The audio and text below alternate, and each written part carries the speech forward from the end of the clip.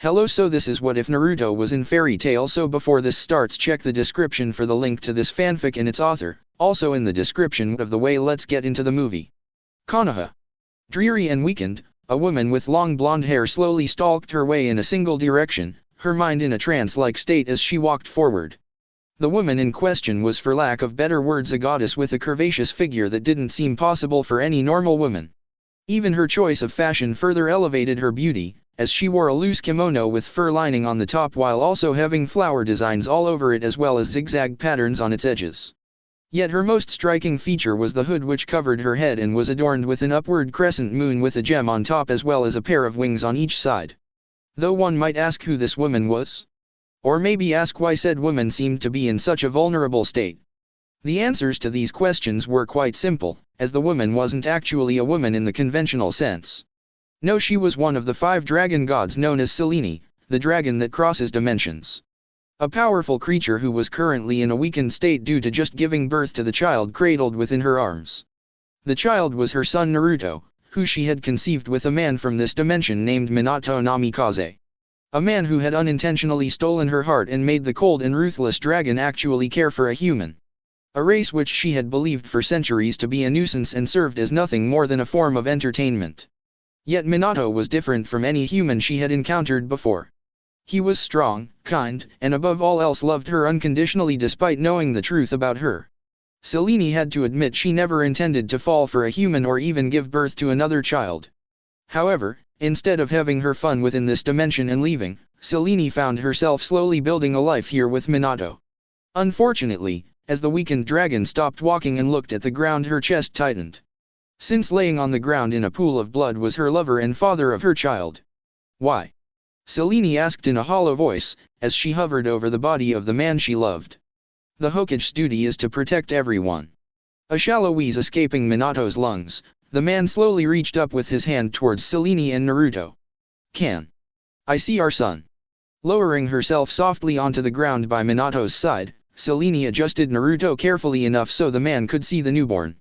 He has your eyes. Minato let a bloodily smile slip, as he rested his hand onto Naruto's tiny body. But he has his mother's beauty. Minato began before coughing up some blood. I'm sure he will be a ladies' man one day. Mina dash. Selene, I don't have long, so let me apologize. I won't be there for you and Naruto like I promised I would, so I hope you can forgive me. Tears building up with the eyes of the dragon revered as a god, Selene shook her head.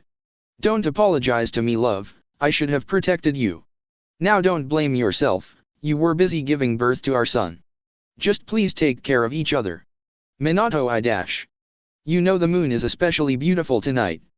Minato gasped out, as his blurry vision gazed upwards. Selene gritted her teeth, as the moon dragon god she was always drawn to the moon. Yet for once she had to disagree with Minato, as she couldn't find anything beautiful about this situation. I love you both. Minato declared before drifting off as the sound of his heartbeat became silent to Selene's heightened hearing. I love you too. Selene whispered in a low voice, while the woman could hear the sound of footsteps approaching from behind. So recollecting herself and holding Naruto close to her chest, she quickly prepared for anything. Selene. The voice of the 3rd Hokage Hiruzen spoke up. I'm sorry. Minato died a hero's sacrifice. Turning around to face the man, Selene observed that the aged leader was also holding a newborn child. Yet the small bundle within his arms was a tiny little redhead. I'm in no mood for your pity, human. Selene shot back with venom in her voice, as she stood tall to face the man. Noticing a member of the village's Umbu standing behind Hiruzen while holding a deceased woman who smelt like the child the Hokage was holding. We all lost something today, Selene, and I understand your anger. But if Minato hadn't sealed the Kyuubi within this child in my arms, then more lives would have been lost. And if you could have held back the beast long enough so I could recover from childbirth, then I could have killed the so-called Kyuubi myself. Hiruzen kept a steady resolve and merely locked eyes with the powerful dragon. What's done is done, but now I must know. What are your plans now that Minato has passed? Gazing up to the sky and watching the moon carefully, Selene didn't have to think of a response for long. The moon in this dimension used to always allure me with its beauty, but now it's just an empty reminder of what I've lost tonight. So I'll be taking my son back to my home dimension so we can live in peace. And that's all. Hiruzen asked in a cautious tone, as he knew of the dragon god's power along with her wrath. If you're afraid of me doing anything nefarious, I'm actually insulted human.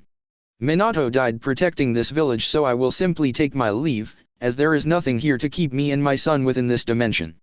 I understand, but you do know you are always welcome within this village. Hiruzen rippled, which didn't turn much of a reaction from Selene. Don't expect to see me again, human. Selene replied before turning away and holding her hand outward. Aqua Era. Selene called out before creating a portal in the air beside her and walking through with her son still in her arms. 8 years later. I want to leave. The voice of Naruto roared in defiance, as his deep blue eyes glared upwards with unwavering conviction. Folding her arms and scowling, Selene flashed a few of her sharp dragonic teeth in anger. And I've already told you 1,000 times, you're forbidden from leaving this temple. You can't keep me locked in here forever. Naruto challenged with vigor, showing he wasn't afraid of his mother. I can and I will. Selene fired back as she cracked the floor with a small amount of her magical power, trying her hardest to intimidate her child. Why? Naruto yelled loudly as he spiked his own magical power, making smaller cracks in the ground like his mother. Because I'm not going to lose you as well. But I'm a moon dragon like you. I'm strong. Naruto yelled back, as Selene snarled at the blonde's words. Since it was true that Naruto, unlike any child she had given birth to before, had inherited her type of magic, making him incredibly strong. However, Selene was smart enough to know she wasn't invincible and Naruto was far from her level of power. And what would happen if another dragon god or Acknowledge found you? Selene yelled loudly as she stomped her foot onto the ground. I'm not afraid of them. You should be. Selene roared loudly, as her voice started to shake the temple. They are dragons that rival my power. Or do you think you've grown stronger than me? No dash. Then stop arguing with me. Selene cut in with absolute authority as she crossed her arms and turned her back to her son. Gritting his teeth and accepting defeat, Naruto lowered his head. Fine, but can you at least show me some new magic? Selene lifted her brow and looked over her shoulder. And what of the spell I already showed you? Holding his hand out, Naruto merely allowed a bright white flame to ignite within his palm. I've already got this one down. Smirking at the small display, Selene couldn't argue her son's natural talent. So you're able to use Moonlight Flame. I would be impressed if you weren't my own flesh and blood. Allowing the flame to disappear, Naruto looked up to his mother with an eager expression. Well, if you won't let me leave this temple, how about you train me some more? Make me a proper moon dragon. Selene hummed as she brought a finger to her cheek and thought over her son's request. Normally she would teach him a few things here and there to keep his attention away from leaving, but Naruto did show incredible potential. So it was a rather alluring idea to train Naruto in everything she knew. I can't argue that having another moon dragon of my strength would be very helpful for my future plans. Oblivious to his mother's rather ominous tone, Naruto was more than excited to at least learn more about his magic. So you'll finally be serious in training me? A wide toothy grin gracing her lips, Selene slowly nodded her head. Only if you promise to always listen to me and never question your mother ever again. Yeah, okay, sure. Naruto replied quickly, which didn't sit right with Selene. No, that won't do. I want you to actually be sincere or I won't show you any more magic. Rolling his eyes in annoyance, Naruto nodded. Okay, fine, I promise I will always listen and not question you. Good. Selene began as she started to walk away. In that case, let's get started on learning some real magic. Quickly running after his mother with excitement pumping throughout his body, Naruto was already forgetting about wanting to escape the temple and explore the outside world. As his young track mind was completely focused on becoming a powerful dragon like his mother. 4 years later, Naruto aged 12. Sitting in a large traditional hot spring, Naruto rested his back against a large stone as his eyes gazed up to the large moon in the sky overhead. Feeling a sense of ease as the warm water soothed his body while the moon left him feeling completely relaxed. Lord Naruto, would you like more to drink? A soft voice asked, which made Naruto glance to the side. Observing one of his mother's followers holding a tray of sake.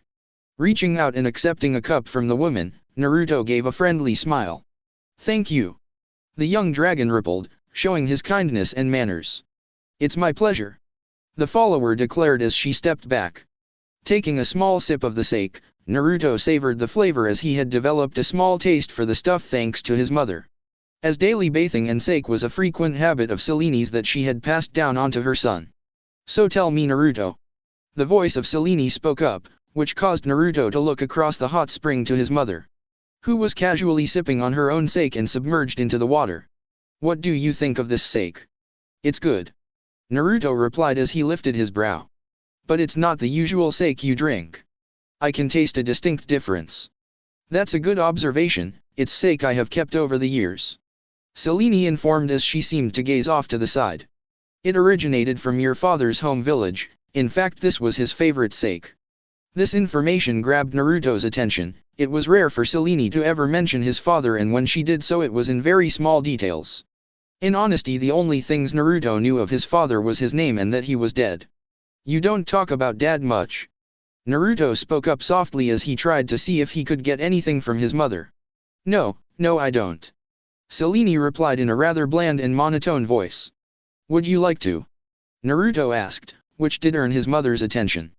"I mean, I know dad's name and that he was a human from a different dimension, but I don't really know much else. What was he like? Was he strong? Kind? How did he fall in love with the dragon god? I want to know more about him."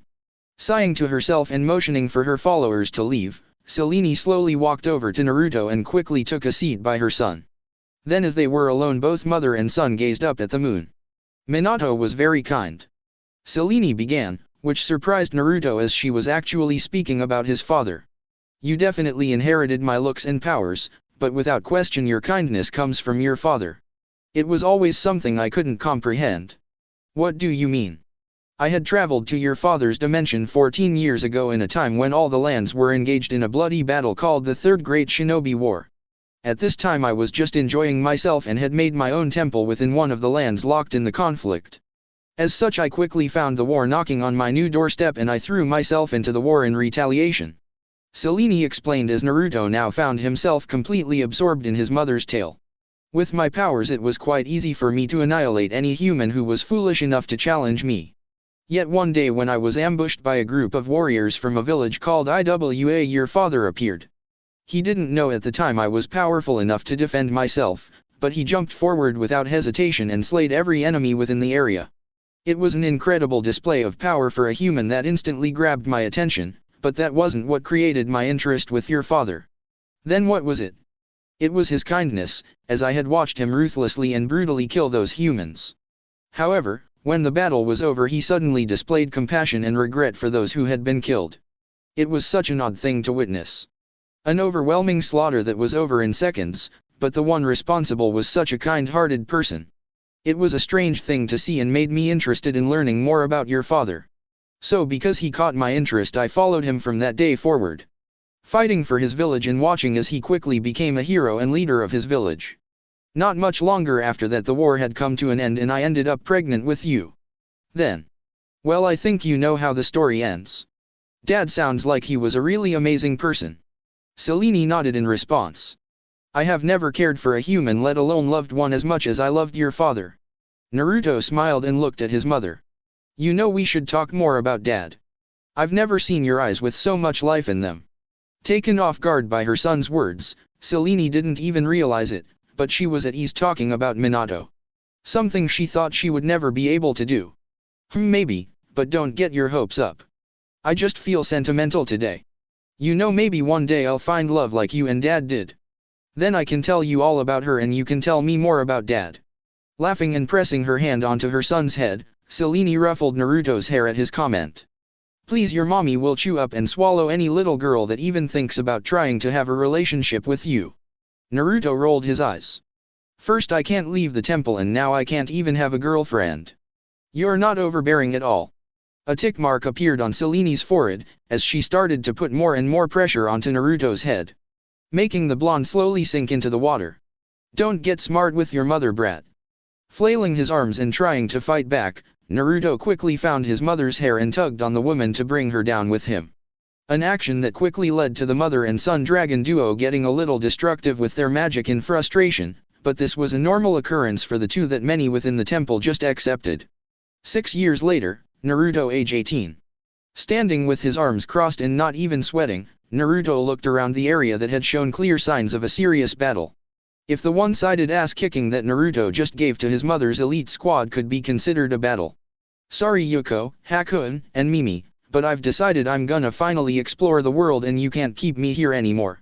Naruto explained to his mother's elite squad known as the Moonlit Beauty Gods. Yet all three women were completely unconscious from the swift battle with the young blonde. Oh. A hollow voice spoke from behind Naruto, which made Naruto freeze and slightly sweat. Is that so, Naruto? And tell me, who gave you permission to leave the temple? Tightening his fists and slowly turning around, Naruto was met with the rather displeased gaze of his mother. I'm sorry Mom, but I'm sick of always staying locked in this temple. I want to go out and experience the outside world. Naruto explained as he held his hands out. I've tried to wait and hope you would let me go one day, but I can't wait around anymore. So let me get this straight Naruto, you're not only breaking my rules about leaving the temple, but you're also breaking the promise you made to me all those years ago. Hearing the tone of his mother's voice, Naruto had to steady his resolve and keep his composure. Yes, and I'm sorry that I can't keep that promise anymore. Selene's eyes hardened and Naruto could feel her magical power growing. You know I just won't let you walk away. Naruto took a deep breath and prepared his magic. Mom, you're gonna have to let me go one day, you can't keep me caged forever. I believe we have had this argument before Naruto. We have, but I'm much stronger than I used to be. Naruto replied, which caused Selene to smile. Don't think for a second you can beat me Naruto just because I've trained you. It's 100 years too soon for you to defeat me. Selene revealed as more and more of her magical power began to leak out. Naruto nodded with a soft smile. I never said I would try to beat you, just outsmart you. Aqua Era. Naruto yelled as he created a portal behind his back to an unknown area. I just wanted to make sure I got to say goodbye to you before I left. Oh no you don't. Selene yelled as she ran forward, which made Naruto quickly jump back into the portal. I love you Mom and I promise to come see you soon. That's a promise I won't break. Naruto replied as he vanished into the portal before closing it shut with his magic. Leaving Selene alone with no idea where her son has traveled off to. You brat. Selene growled in a low voice, as her anger was boiling at this point. You better not get yourself killed. 1 year later, Naruto aged 19. Sitting on a small rowboat bobbing up and down on the rough ocean waves, Naruto kept his vision focused on the destination before him. A year has gone by since he had escaped from living under his mother's thumb and Naruto had experienced more of the world than he could ever imagine. The young half-dragon had also grown even more over the last year, as he was now a solid 6 feet tall and completely covered in lean muscle. Though his style of fashion didn't change from his time with his mother, as he wore an open light purple kimono that revealed his chiseled chest, but his lower body was left concealed with body wrapping.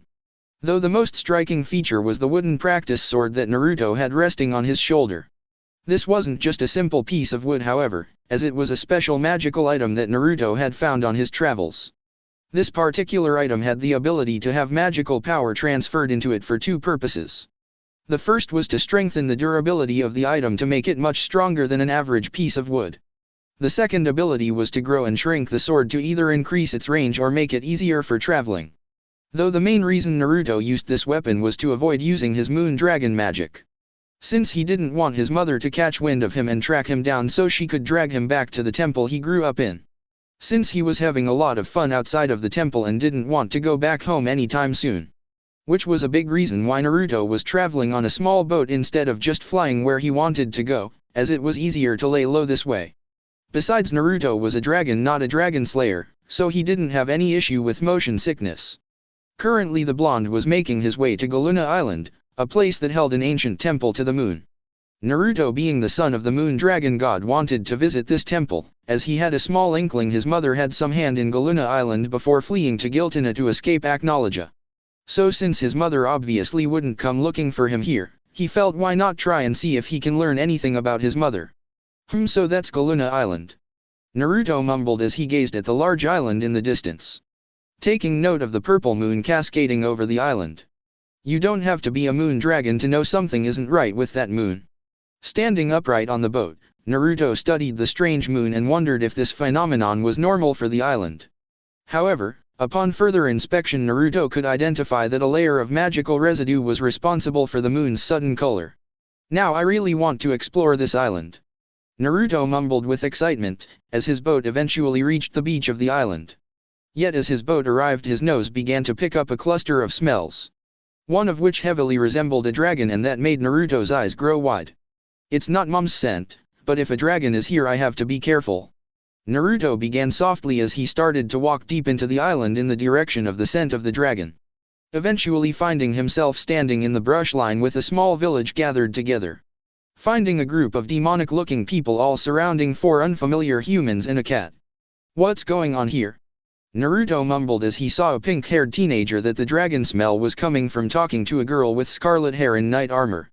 All the while a half-naked boy and a blonde girl holding a cat observed silently.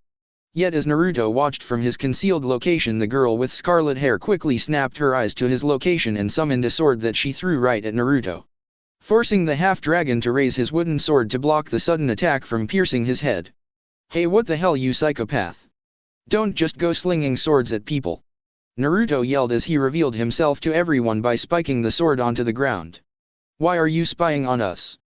The girl yelled back, which made Naruto grind his teeth. I just landed on this island and I wanted to explore the Moon Temple. I wasn't expecting to find anyone here. Naruto replied in a stern voice, which made the girl understand the situation. Oh, I'm sorry for the misunderstanding, please forgive me. The girl began before taking a bow. I'm Urza Scarlet of Fairy Tail, by the way. Resting his sword on his shoulder and walking forward, Naruto gave a friendly wave. Nice to meet you, Urza, I'm Naruto Namikaze. Urza nodded and held her hands out. And these are my comrades Natsu, Happy, Gray and Lucy. I see it's a pleasure to meet all of you, but do you know where the Moon Temple is? Naruto asked. Oh, that old building. Natsu asked as he laughed nervously. Yeah, I totally trashed that place. It's just a pile of rocks now.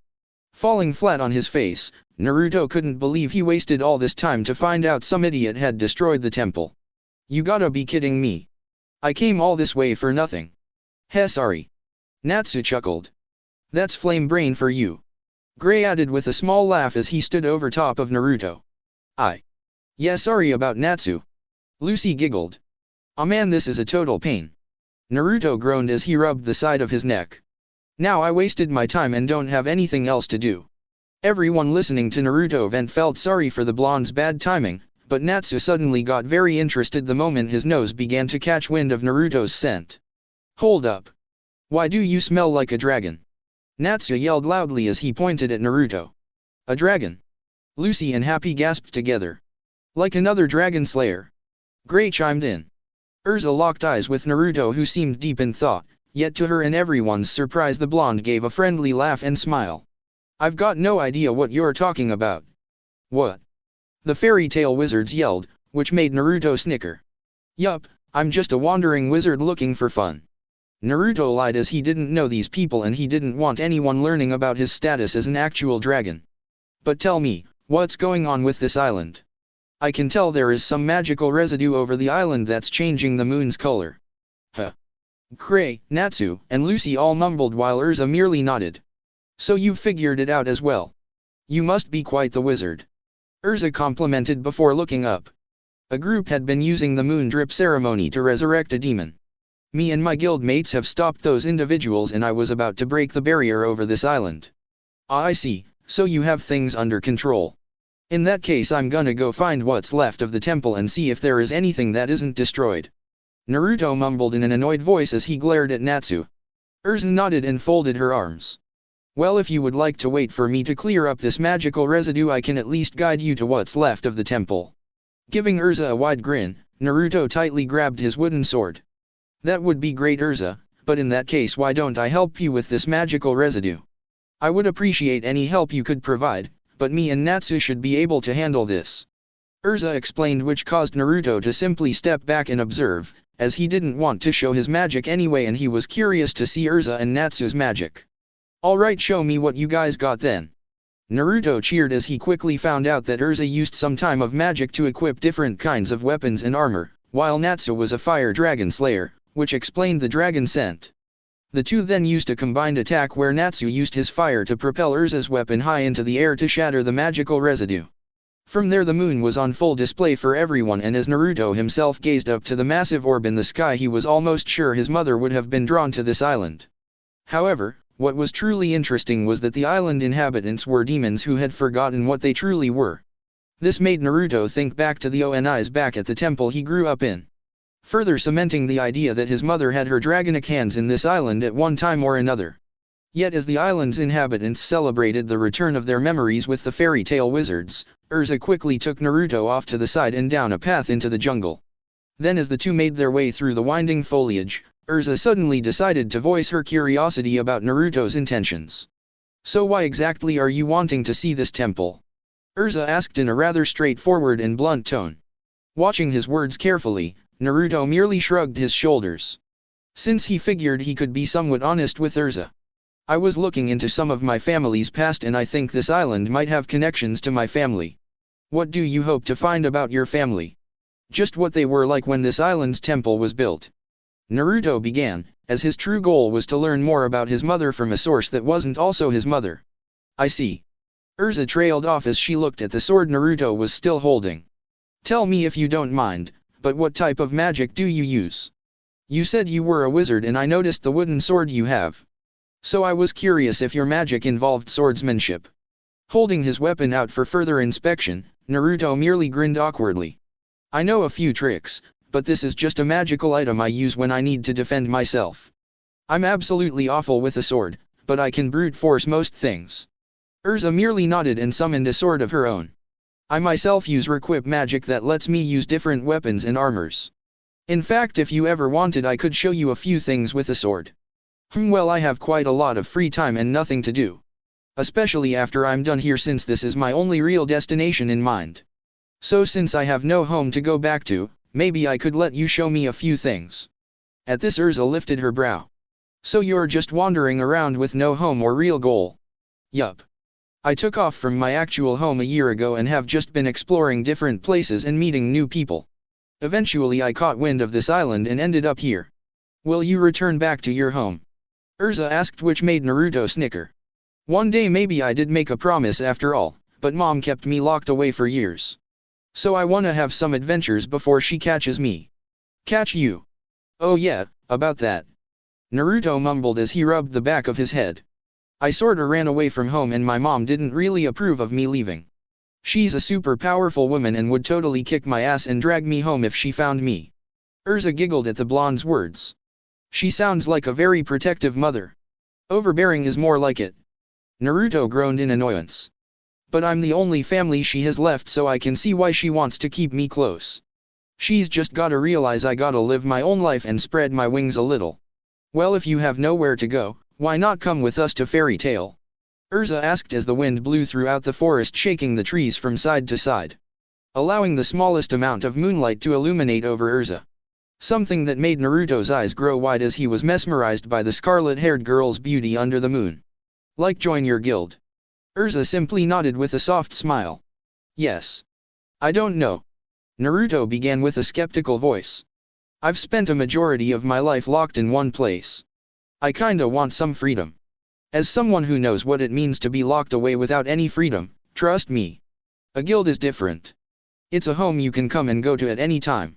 Naruto was intrigued by what Erza meant by not having freedom and being locked away. However, right now he was more focused on the decision to join a guild. "So I wouldn't be chained down by anything or anyone?" Naruto asked, which made Erza smile. "You wouldn't have any chains holding you from going where you wanted or doing what you wished. However, you will make lifelong bonds that you will always cherish." Erza replied softly, as she saw Naruto's eyes ignite with excitement, showing that she had finally won the blonde over. "You know what? I think I will tag along and join your guild. It could be fun." Naruto replied with a cheerful smile, which made Erza hold her hand out. "Then let me be the first person to welcome you to the Fairy Tale Guild." Accepting Erza's hand, Naruto felt a small spark the moment their hands touched. Yet as they held the handshake, Naruto gave a rather toothy grin. "Well, why don't we check out this temple so we can go back to everyone else?" "That sounds like a good plan," Erza replied as she and Naruto eventually made their way to what was left of the temple. A sight that made Naruto whistle and rub his head. Man, Natsu really did a number on this place. Naruto observed as the temple was indeed nothing except a pile of rocks. That's Natsu for you, but look over there. It seems that piece of rock has some form of writing on it. Walking closer and inspecting a large fallen stone slab, Naruto did notice an inscription that was in an old language. Yet there was one word in particular that stuck out to him among everything. Selene. Naruto mumbled with the faintest of smiles, getting the final confirmation his mother was involved with this island. Selene. Urza repeated as she stood by Naruto's side. What does that mean? I can't make any of this out. Selene was sort of a god that the people of this island worshipped. She apparently had strong ties to the moon and this island. Naruto explained in a half-truth, as he wasn't going to tell the complete truth, which was that his several hundred-year-old dragon mother used to live here. Does it say anything about your family? Urza asked, which made Naruto laugh and shake his head. No, and I'm afraid with how damaged this temple is I won't find anything, but that's okay. Naruto replied with a positive attitude as he quickly turned back to where they came from. But let's head back to the village, I've seen all I need to see here. Urza nodded. I'm sure the others will be excited to hear you're joining the guild. Naruto smiled and started to walk with Urza, as after spending 18 years being locked away and 1 year traveling without a purpose, the young dragon was finally making his way down the path that led to his future. Outskirts of Magnolia. So you wanna fight? Natsu asked in a rather excited voice, which did earn a long sigh from Naruto. The half-dragon had been traveling to the hometown of the Fairy Tail Guild with his newfound companions. An experience that had allowed Naruto to better acquaint himself with each of the wizards. Quickly learning Natsu had a one-track mind and was obsessed with fighting strong opponents and would not stop asking him for a fight. Yet it was better than Natsu constantly asking why Naruto smelled like a dragon. A subject he eventually dropped for the meantime. Can't you just let it go, Natsu? We are almost back to the guild. Lucy tried to reason, which made Naruto look at his fellow blonde. In his short time with the young celestial spirit wizard, Naruto had learned she was quite level-headed and a kind person, who seemed to try and be the voice of reason on Natsu's shoulder. I wouldn't waste your breath, Lucy. That idiot is too thick-headed to listen. Gray chimed in, which made Naruto look at the ice wizard. Coming to learn Gray was a calm and laid-back person who loved to butt heads with Natsu, while also having a strange habit to strip completely naked.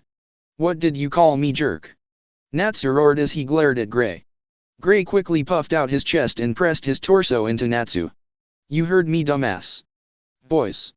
Urza began in a low and commanding voice, which quickly forced both teens to stop their potential fight from sheer fear of the scarlet-haired knight. Something that made Naruto snicker and look at the girl who had invited him along this little journey in the first place. He had learned she was strong and polite, but there was something more to her. Naruto himself couldn't place it into words, but it was almost like his dragonic instincts were telling him to stay close to Urza. Since there was this layer to Urza that was hidden and he wanted to scratch through to the bottom of it. So trusting his instincts he did just that. So Naruto. The tiny voice of Happy began, as the small cat flew on top of his head. Are you excited to see the guild? Having all eyes on him, Naruto got a little nervous and rubbed the back of his head sheepishly. Yeah, for sure. I've heard a lot about guilds, but I've never really been inside one, let alone going as far as trying to become a member. So I'm looking forward to this. Fairy Tail is awesome. Natsu declared as he started to shadow box around the blonde. There are all these totally strong people you get to fight. I'm not really trying to fight anyone. Naruto replied with a laugh, as he never really cared for fighting like his new pink-haired friend did. Don't let Natsu twist your expectations of the guild. Urza spoke up as she glared at the fire user. The guild is more of a tight-knit family where you can have a laugh and find some jobs to make money. Yeah, what Urza said? I haven't been a member for long myself, but I love the guild. Lucy chimed in, which made Naruto nod. Well, I'm glad I have a fellow newbie with me to help fit in. Naruto replied as the group quickly found themselves walking through the main entrance into Magnolia. An experience that caused Naruto's eyes to light up with wonder as he took in all the sights around him. Urza herself smiled as she saw Naruto's amazement of the town she and many fairy tale wizards called home. I take it you're impressed with the town. Yeah, it's huge. I've been in a few towns this last year, but I always love seeing new unfamiliar sights. Naruto replied with a sense of wonder, showing the effect being locked away by his mother for so many years had on him. I mean, just look at the size of that building. Is that the guild? Urza giggled and shook her head. No, that's Magnolia's cathedral, the guild is on the other end of the town. Hitting his fist against the palm of his hand, Naruto nodded and made an O sound.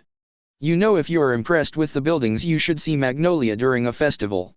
Gray spoke up, which made Naruto look over his shoulder. This town has festivals? I've always wanted to go see a festival. Naruto admitted. Yeah, Magnolia has lots of festivals. We are even getting close to the yearly Fantasia parade. Happy cheered from his spot on Naruto's head. Looking up and trying to see the small cat on his head, Naruto lifted his brow in interest. What's that? It's something our guild puts on every year during the Harvest Festival. Gray explained. In fact, this won't only be your first Fantasia parade, but Lucy's as well. Urza added in with a wide smile. I'll make sure to tell the master to include you both front and center this year. Lucy quickly held her hands up nervously. Oh no, you don't have to do that for me. Natsu laughed and slung his arm around the bashful blonde. Don't be silly, Lucy, you're a fairy tale wizard now. You absolutely gotta do the parade, but if you want you can join in on me and Happy's float. We always go all out. Gray scoffed. If going all out means your float exploding in fire like it did last year, then sure. Hey. Our float was a crowd favorite last year. Natsu yelled out, which caused Happy to sigh. Natsu, for the last time those people were screaming in fear, not cheering for us. Which is why the master banned you from having a large float again in the parade. Urza added in, which made Naruto laugh. So in other words, me and Lucy should steer clear of Natsu. The moon dragon began as everyone else except for Natsu just nodded. That would be best, but if you're nervous about joining the parade I would be more than happy to help either of you. Urza revealed, which made both Naruto and Lucy smile. Thanks, Urza. Lucy replied. Yeah, I might just take you up on that offer. Naruto added in, as his heightened hearing began to pick up on small whispers from all around. Hearing phrases like, I wonder if they know, or, I heard it was Phantom Lord, and many more. Yet as the whispers grew louder and fingers began to be pointed at the group. Even those with regular hearing could tell something wasn't right. We should hurry to the guild. Urza suddenly spoke up as she started to jog at a modest pace. I'm right behind you. Gray called out as he and Natsu both took off after her. What's going on? Lucy mumbled, while Naruto had a rather hardened look on his face. Nothing good. The half-dragon replied before running after Urza, which caused Lucy to follow. The group, moving at a rather fast pace, eventually made their way to where the guild hall was visible in the distance. Yet something wasn't right with the building, and that only caused the group to run even faster. Eventually making their way before the historic building to find it impaled with large metallic pillars in all directions. A horrific sight for everyone, including Naruto, who was smart enough to tell something wasn't right. In fact, Naruto swore he could smell the faintest scent of another user of Dragon Slayer magic like Natsu. What happened to our guild? Natsu yelled with pure rage. It was Phantom. A soft voice from behind the group began, which made everyone look back to find Fairy Tail's famous pin-up girl Myra Jane. Was anyone injured? Urza quickly asked, which made Myra Jane shake her head. No, the attack happened last night while nobody was around. Thank goodness. Lucy gasped with a sigh of relief. And where is the master? Are we fighting back? Natsu asked quickly, which made Myra Jane frown. The master is in the guild's basement with everyone else, but well, you should just talk to him yourself. Myra Jane explained as she suddenly took notice of Naruto. Also, who is your friend? He's a new friend who wishes to join the guild. Urza explained. Naruto gave Myra Jane a small wave. Hi, I'm Naruto Namikaze. Nodding her head, Myra Jane gave the blonde the best smile she could muster. Well, welcome to the guild, I'm Myra Jane. It's nice to meet you, Myra Jane. I'm sorry we are meeting in some rather sour circumstances. Naruto replied with sincerity. Well, we should all head inside and see the master. Urza cut in, which caused Natsu to get a pep in his step. And then we can go get payback with those phantom jerks. The fire user declared before running into the guild. Meanwhile, Naruto and everyone else just slowly followed Natsu into the damaged guild hall, allowing Naruto to get a quick glimpse of the guild hall before making his way into the basement, where he found a majority of the fairy tale wizards gathered together, sulking and drinking their depression away. Natsu was already off to the side yelling at a rather short and elderly man, which from the conversation Naruto could hear was enough for Naruto to learn a few things. One, the short man was their master, and secondly, he had no intention of striking back at their attackers. However, as Naruto eavesdropped on Natsu with his superior hearing, Urza suddenly placed a soft touch onto Naruto's arm, prompting him to look at the scarlet-haired warrior. "Come, let's introduce you to the master." Urza began in a tone that made Naruto take notice that something wasn't right. Almost as if the girl beside him was trying to fake confidence despite having an entire mountain of worries suddenly dangling around her. Worries of her friends and family having targets on their backs that could quickly lead to a war. So doing the only thing he could do, Naruto gave Urza the best smile he could make and nodded his head. "Yeah, let's go say something before Natsu drives him crazy." Feeling a sense of ease sweeping over her from the blonde's grin and voice, Urza gave a tiny smile before leading Naruto to the master. An action that caused the aged wizard to take notice of Naruto and Urza. Right before using his enlarged hand to crush Natsu into the floorboards of the basement, effectively knocking the boy unconscious and ending his complaining about Phantom Lord. "Ah, Urza, it's good to see you." Makarov began with a large red tint on his face as he held up the beer in his hand, showing that the short man was in fact quite drunk. "Who's your friend? A boyfriend perhaps?" A vein popping on Urza's head at the fact that her master was drunk and not giving a good first impression. The scarlet-haired wizard quickly held a hand to Naruto. "This is my new friend Naruto Namikaze. He wishes to join our guild." Hearing this, Makarov lifted his brow and studied Naruto carefully, showing that despite the man's drunken state he still had the capacity to analyze the blonde with expert precision. "Is that true?" The small wizard began as he directed his attention completely onto Naruto. "You want to join my guild?" Folding his arms and taking a moment to think over his words, Naruto could tell this man was sizing him up. His tone was serious and his gaze was trying to find the slightest sign of danger. Yet Naruto wasn't intimidated in the slightest as this man didn't hold a candle to his mother's level of intimidation. So giving Makarov a friendly smile, Naruto nodded. "That's right, Urza convinced me that joining the guild could be a lot of fun." Naruto answered honestly. And what type of magic do you use?" Makarov asked, which caused Naruto to hold out his wooden sword. "I use magical items," Naruto explained, an answer that caused Makarov to nod. Is that so?" Makarov asked in a tone that didn't really buy into the answer he was given. Since he could feel Naruto had way too much magical power for a typical magical item user. "I know it's not the most flashy or powerful magic, but Urza has even promised to help me get better with my swordsmanship," Naruto replied as he rested his sword onto his shoulder. "So I'm really excited to work with her as much as I can." Closing his eyes, Makarov had a rather large list of questions about the blonde's true power and intentions. However, the aged wizard was always one to accept someone who needed a home or guidance. So with that in mind he wasn't going to turn his back onto Naruto and deny him from the guild, but he was going to watch the blonde more closely than anyone else. "Well, in that case, welcome to the guild, Naruto."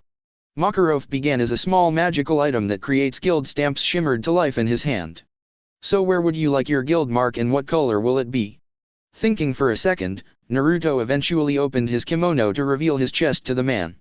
"Can you make the mark black, but give it a crescent yellow design like the moon in the center?" Lifting his brow at the rather odd request, Makarov looked at his newest wizard. "I could, but for what reason?" Rubbing his head nervously, Naruto thought quickly on his feet and decided to use a little bit of honesty with the older man to avoid any further questions. "Well, me and my mom always had a strong connection to the moon. So it's just a small way to connect back to my mom." Finding not a single hint of deceit in Naruto's words and actions, Makarov merely nodded and pressed the device against Naruto's right pectoral muscle, leaving the exact guild mark he had requested for anyone to see. "There you go, my boy, you're an official fairy tale wizard now." Urza smiled and watched Naruto look down at his new mark. "It looks good on you." Quickly snapping his eyes to Urza, Naruto gave his new friend a toothy grin. "Thanks." "Well, don't be shy, Naruto, walk around and mingle with your new guildmates. I'm sure Urza can help you get to know everyone." Quickly taking a bow, Urza grabbed onto Naruto's arm with a smile. "Of course, I'll make sure everyone gets to know our newest member right away." Feeling himself being pulled away from the master, Naruto was quickly led to a table where Lucy was talking with a few unfamiliar wizards, all of whom had their attention placed onto Naruto immediately. "So this is the new guy Lucy was talking about, huh?" A male around Natsu's age spoke up with a grin. "Name's Jet, by the way." "I'm Droy," the other boy quickly introduced. "And I'm Levi." A small girl with blue hair added in before all three struck a quick pose. And together we are Team Shadow Gear. Laughing at the three teens, Naruto held his hand up with a friendly smile. Hey. I'm Naruto Namikaze, it's a pleasure to meet you all. Watching Naruto quickly make friends with the members of Team Shadow Gear, Urza was filled with joy at how her newest friend was fitting into their guild. Later that night, seated on a small windowsill and looking out and up into the night sky, Naruto watched the moon and thought over everything that had happened. Reflecting over his new status as a fairy tale wizard and the fact that his new guild had been attacked by another major guild. Something that could lead to a massive conflict where Naruto might be forced to fight. Asking himself if he was forced into a corner, would he use his true strength to protect his new guild? An action that could give his location away to his mother, forcing Naruto into a situation where he may lose his freedom once more. Yet if Naruto was being honest with himself, he wouldn't give up his freedom for people he hardly knew. Nevertheless, he for some reason found the answer to his question growing harder and harder to find. As he was slowly starting to develop a bond with his new friends. Urza especially, as his instincts alone drew the blonde to the redhead in a way he couldn't explain. What the hell are you guys doing in my apartment? The voice of Lucy suddenly shrieked, which snapped Naruto out of his daze and made him look at the blonde who had entered the room. Yo Lucy! Natsu spoke up as he waved at the blonde from her table, which the boy was using to play cards with Happy and Gray. Took you long enough. Happy chimed in. Nice place you got, Lucy. Gray added in, as he was suddenly stripped into his underwear. Why are you all here? Lucy yelled again, which caused Urza to step forward with a calm expression. It's possible that members of Phantom Lord are still within the town. So many members are sticking with their teams to stay safe. Urza explained in a matter-of-fact tone as she smiled. So we all decided, since we have worked as a team in the past, to stay together. Naruto tossed his hands up and laughed. And I'm homeless, so thanks for giving me a roof for the night. Lucy quickly sighed in frustration and dropped her shoulders in defeat. Since she knew that accepting the situation was better than arguing about something that wouldn't change. So instead she just walked over to where Natsu was and took a seat. Well, I'd say make yourselves at home, but you already have. His attention away from the outside window, Naruto crossed his arms and looked at his new guildmates. So is this kinda thing normal? Why did Phantom Lord attack our guild in the first place? Urza took a seat on Lucy's bed and closed her eyes. Who knows, our guilds have had a few small skirmishes in the past, but never a direct attack like this. Natsu huffed. If Gramps wasn't so scared, we could go wipe the floor with those bastards. Gramps isn't scared. Gray fired back in a calm voice, while reclining back. He's one of the 10 wizard saints after all. The what? Naruto and Lucy both spoke in unison. It's a title bestowed upon the 10 greatest wizards in the continent by the chairman of the Magical Council. Urza explained, which caused Lucy's eyes to go wide. Oh wow. So the master must be pretty strong to have that title. Naruto pointed out, which caused Urza to nod. But Phantom Lord's master Jose is also a wizard saint. Happy added in. Who cares? Natsu yelled as he slammed his hand onto the table. All Phantom has is numbers. Gramps is just too scared to do anything. That's not true. Gray began as he was starting to get annoyed. The master is just aware of the consequences a conflict between two guilds that are run by wizard saints would have. He's trying to keep the peace, not start a war. Urza nodded in agreement. Besides, we stand on equal footing with Phantom Lord in terms of power. Therefore S-class wizards, the Elemental 4 and Iron Dragon Slayer, are more than a match for us. Wait, Phantom has a Dragon Slayer like Natsu? Lucy gasped in shock, while Naruto merely absorbed the information. Since another Dragon Slayer explained the smell Naruto picked up on back at the guild. Yes, but let's not talk anymore about these burdensome topics. Instead, let's merely relax and forget about Phantom Lord for the night. Urza began as she quickly used her magic to change into her pajamas. That sounds good to me. Naruto replied as he stood up and began to stretch. Urza looked at the blonde and more importantly the sword in his hand. Then the scarlet-haired knight smiled before walking to an open spot in the apartment. Well, if you're interested, I can show you a few sword stances and strikes while we have some free time. Shrugging his shoulders, Naruto joined Urza's side. Sure, show me what ya know. Lucy turned pale.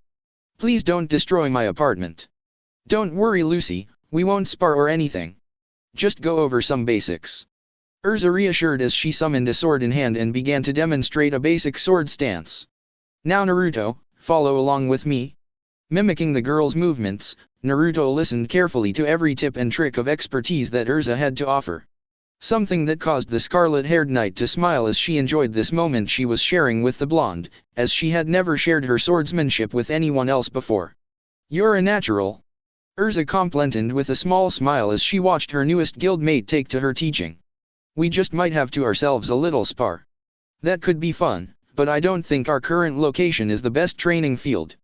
A light-hearted laugh escaping her lips, Urza merely nodded. Yes, I believe you're correct, but what I'm showing you are the basics of a sword style. With training and practice you can build upon these stances and strikes to make a style all your own. A wide toothy grin appeared on Naruto's face at what he was told. Since the young dragon was already getting a mountain's worth of ideas to make his own sword style. One that he just might be able to sneakily add some of his moon dragon magic into for even stronger results. Well, in that case I owe you big time. Naruto admitted as he gave Urza a nice smile. Not only have you given me a guild to join, but you're helping me get stronger.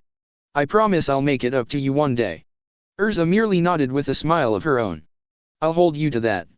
The following day. Standing by Urza with an expression of disbelief, Naruto looked up at the beaten bodies of Team Shadow Gear. All of whom were pinned onto a large tree in the middle of town. Whoever did this will pay. Urza mumbled in a deathly serious voice, which did make Naruto glance at his new friend. Finding her anger oddly similar to that of his mother's. Yet Naruto didn't even have a moment to think of a response, as a powerful magical signature grabbed his attention. Making Naruto look to his side to find his new guild master glaring upwards with pure anger. I can stomach the destruction of my guild, but to harm my children. Makarov growled loudly as he snapped his staff and spiked his power even further. Is calling for war. Watching silently as the master along with a few other members of the guild went to help Levi, Jet, and Droy. Naruto turned his attention to Urza, who seemed to have a razor-sharp focus. So we are attacking Phantom Lord back. Most likely. Urza replied as her eyes suddenly grew a small hint of concern. But you aren't expected to join any attack. Naruto lifted his brow at Urza's words. I'm not afraid of a little fight. I'm stronger than you think. I know, but with Levi, Jet, and Droy's condition. Someone has to stay behind to take care of them, which would most likely be Myra Jane and Lucy. However, they would be in danger of another attack. So I worry about their safety. You don't have to stay, but it would be a burden off my shoulders to know they would be safe. I see. Naruto mumbled softly as he rubbed the back of his head. In that case, don't worry about them. I'll keep everyone back here safe. Placing a soft hand on Naruto's arm, Urza nodded with the best smile she could muster. Thank you. Giving Urza a half smile that filled her with a warm feeling deep inside, Naruto merely laughed softly. Don't mention it, just give them hell for me. Magnolia Magical Clinic.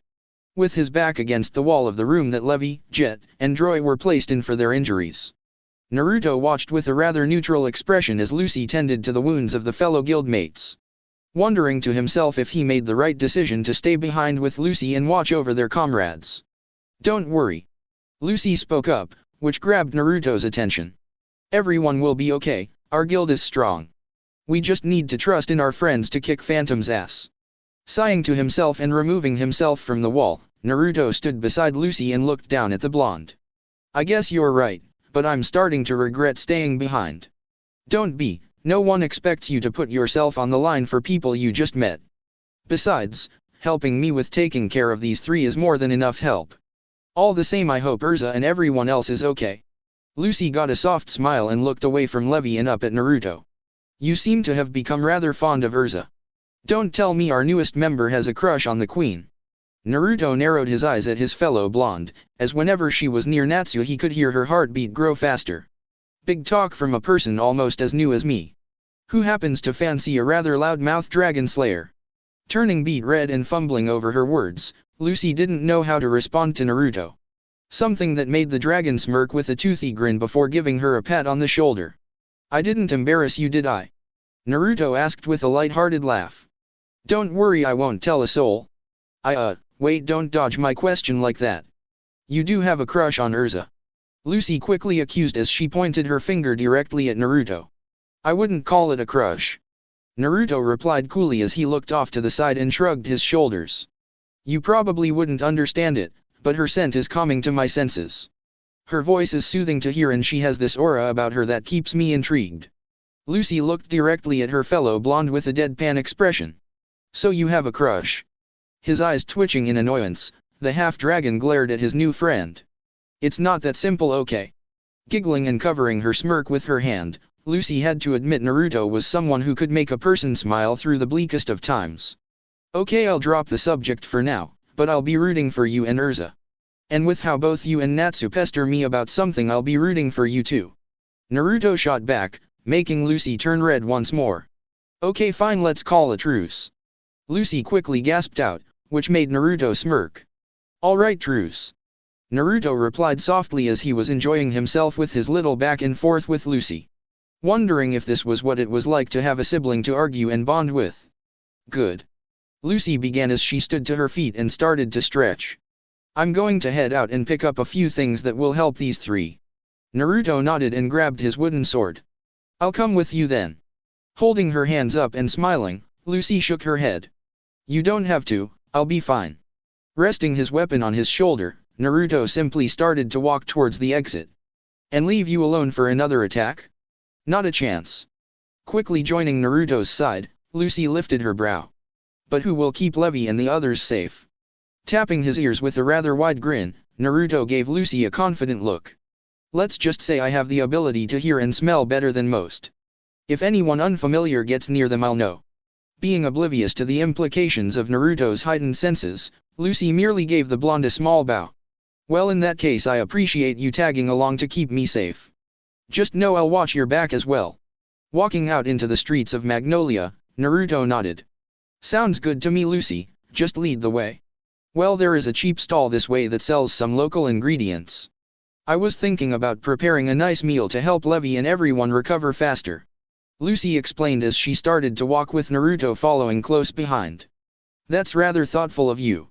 Naruto praised with a beaming smile, which caused Lucy to wave the blonde off.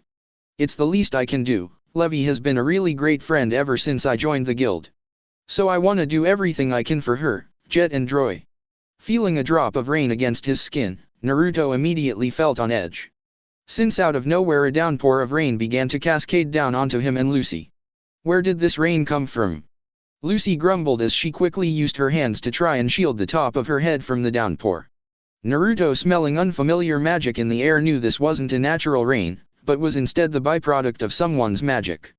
So grabbing his sword and positioning his body to stand in front of Lucy, Naruto kept a calm and calculated demeanor. Lucy, I want you to stay close to me, okay? Surprised by the blonde's sudden request, Lucy stayed close by without any backlash. What's going on? His nose detecting a scent identical to the magic in the air, Naruto snapped his eyes in the direction of a single woman with blue hair, who was holding an umbrella and walking directly towards Naruto and Lucy. I'm about to find out. Naruto replied in a hushed whisper, as he pointed his wooden sword at the unfamiliar woman. Who are you and why are you making this rain? Juvia is a rain woman. The now named Juvia introduced herself, while Naruto began to catch a second scent close by. And who are you? Maybe I'll tell you when your friend comes out of hiding. Naruto growled back, which caught Lucy off guard, making the girl wonder if they were being attacked like Levi and the others were. Oh, how interesting. A fourth voice spoke up, as a rather strange-looking man started to materialize out of the sidewalk by Juvia's side. You're quite observant to have noticed me so quickly. Solution. Juvia began as she looked at the man. Is this girl our target? The now named soul got a rather sleazy gleam in his eyes as he looked at Lucy and adjusted his monocle. Blonde, Celestial Gate Keys and a member of Fairy Tail. I do believe this is Lucy Heartfilia. Lucy's eyes going wide in horror at the mention of her full name didn't know how to respond. Naruto on the other hand could hear Lucy's heart beating faster and faster. Something that caused the blonde to grip his sword tightly. Don't worry, Lucy. You're safe as long as you're with me. Naruto declared in a confident tone, while his eyes suddenly got a dangerous glow to them. And I'll only ask you to this once. Why are you targeting my friend? And just who are you? Soul asked as he noticed Naruto's guild mark under his kimono. I've never heard of a fairy tale wizard matching your description. I'm a little new. Naruto began in a low and serious voice, as he watched both enemy wizards carefully. But I'll only ask this once more. Why are you after Lucy? It's simple. Juvia spoke up in a dry voice. Master Jose gave the orders to capture Lucy Heartfilia, so we are doing just that. And as members of the Elemental Four, we always carry out our master's wishes. Soul added in, trying to use his title to intimidate both blondes. Especially with how lucrative it would be to capture the heir of the Heartfilia family for the reward her father is offering. Naruto, these are the guys Urza warned us about. They are bad news. Lucy gasped in a low voice as she was trembling with fear. We need to escape. I'm not impressed. Naruto spoke up in a rather bored voice, which made Lucy's eyes go wide. But if you're here to try and hurt my friend, well then I'll stop you right here and now. A large grin gracing his lips, Soul looked directly at Naruto. I would love to see you try. In an instant Naruto appeared before Soul like a flash of light. Then using all his might, Naruto slammed his wooden sword down onto Solution, causing a bone-chilling cracking sound to ring throughout the area before Naruto slammed Soul straight into the ground below, making the ground crack and break as Soul was pressed deep into the stone walkway. There. Naruto began in a hollow voice as he backed away and looked at the unconscious and twitching Soul, his normally vibrant blue eyes having a rather dangerous void expression behind them. I tried. Amazing. Lucy gasped in awe. Quickly snapping his sword up and pointing it directly at Juvia to where the tip was pointed at her neck. Naruto slowly looked at the water wizard with a deathly serious gaze. Take this bastard back to your master and let him know this is what I'll do to every single member of your guild if you don't back down. Dropping her umbrella in fear, as she hallucinated a massive dragon roaring behind Naruto's back, Juvia quickly grabbed Soul and retreated in pure terror. Naruto, watching the woman run away, merely turned and looked at Lucy with a calm expression as the rain began to disappear. You okay? Naruto asked softly, while his voice still held a slight hint of rage behind it. Nodding her head quickly, Lucy was almost at a loss for words. Naruto, that was incredible. You beat an S-class wizard in the blink of an eye. It's not that impressive. He was weak and underestimated my strength. Naruto replied as he folded his arms and lifted his brow. Now want to explain why you would be targeted? They called you the heir to the Heartfilia family. Slightly cringing at Naruto's question, Lucy knew there was no point in keeping her family a secret anymore. I'm from a rather wealthy family in Fiore, but 1 year ago I ran away from my father and set out to join a guild. He's a bastard that never wanted anything to do with me, but now he's paying for my capture. The guild, Levi, Jet, and Droy. All of this is my fault. Making a fist and lightly bonking Lucy on the crown of her forehead, Naruto gave his fellow runaway a smile. This isn't your fault, Lucy, it's your old man and Phantom Lord's fault. Hell, it's been a year since I ran away from my home and mother. So trust me, I understand where you're coming from. Tears building up in the corner of her eyes, Lucy frowned. But your mom isn't causing all these problems for our guild. Trust me, Lucy, if my mother knew where I was, she would cause havoc. Naruto replied before giving Lucy the best smile he could muster. So I promise you that I'll personally make sure Phantom, or anyone for that matter, will force you back home. I'll keep you safe. Tears running down her cheeks, Lucy quickly bowed her head. Thank you. Laughing at the younger blonde, Naruto ruffled her hair before giving her a final pat on the head and walking off. Come on, let's head back to the guild and Myra.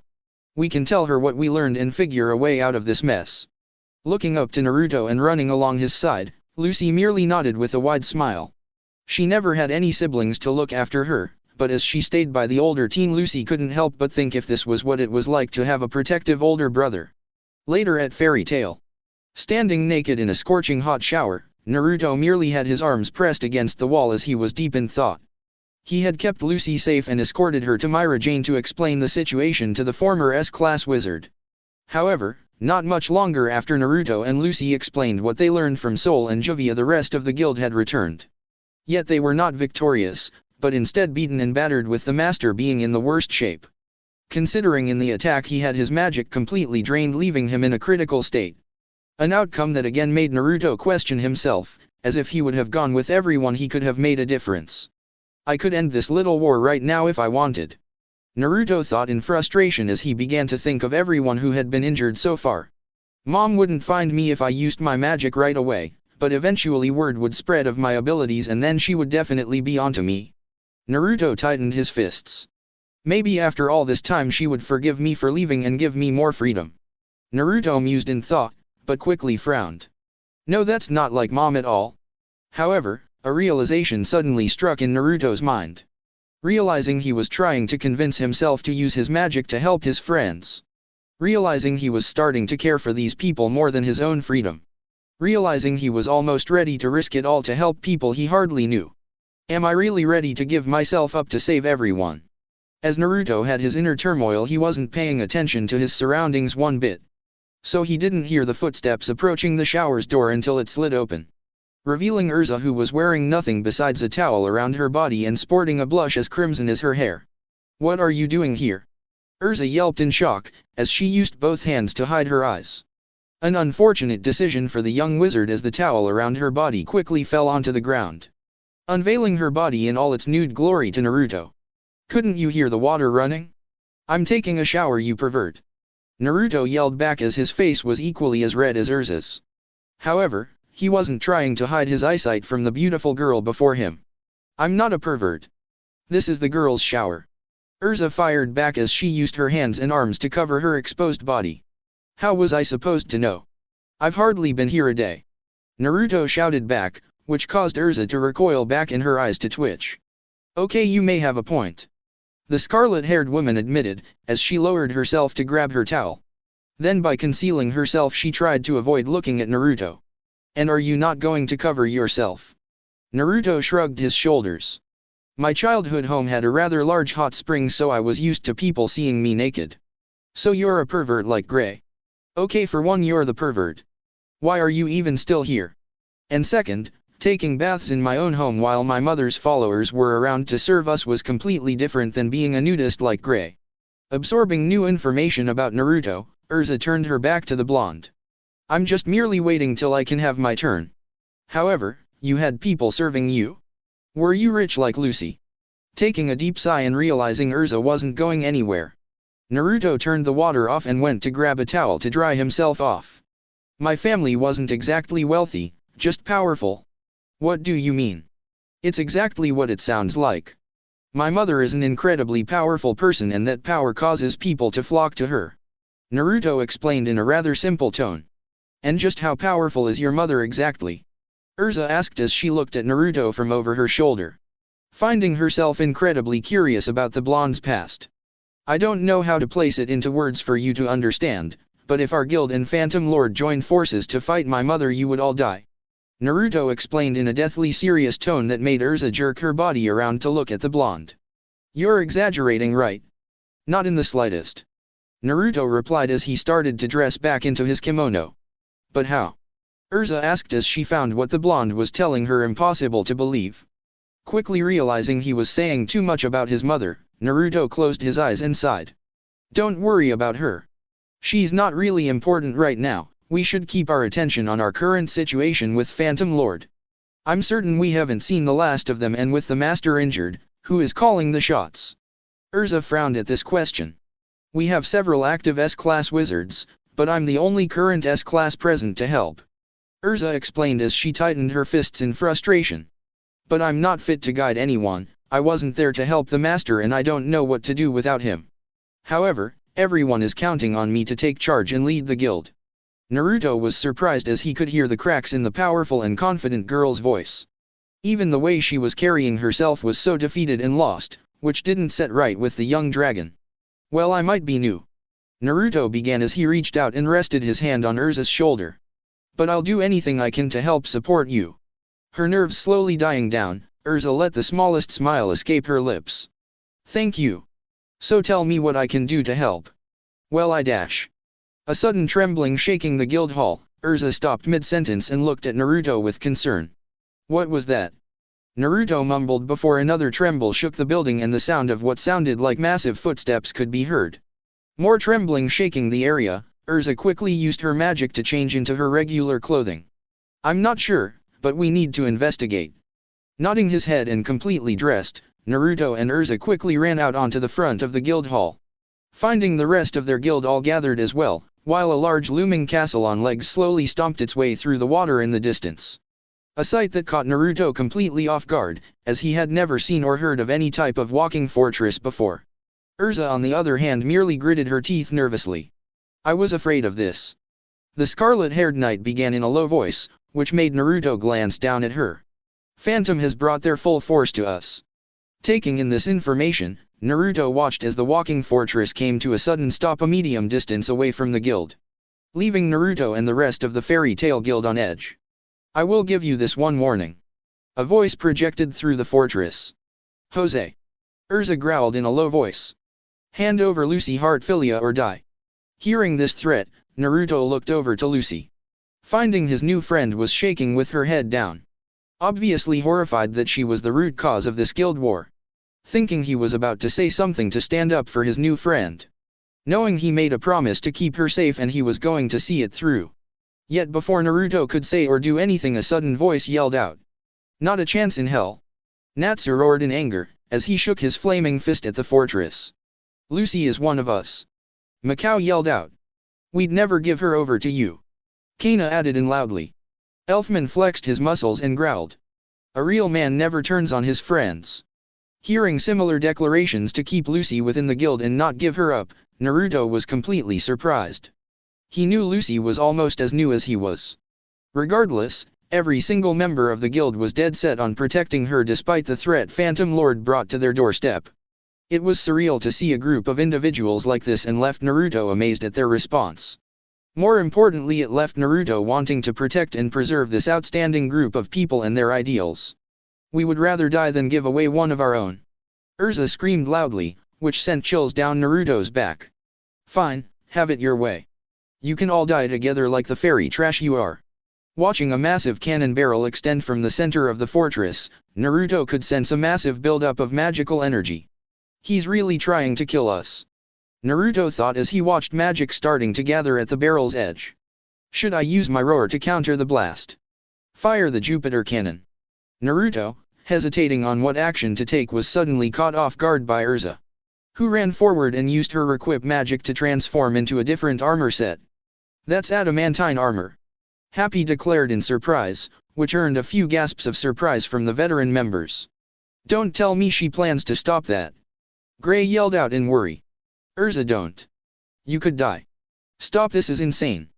Everyone stay back. Urza roared as she ignored everyone's protest and used the large shields on her wrists to form a shield in front of herself, causing a massive green magical circle to form.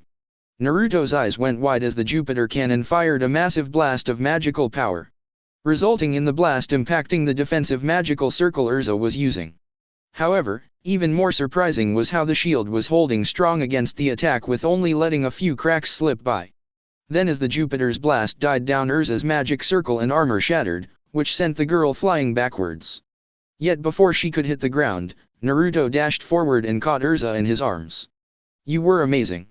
Naruto complimented as he was inspired by Urza's selfless act to protect her friends. Smiling weakly and looking up at the blonde, Urza blushed. I'm sure you would have done the same.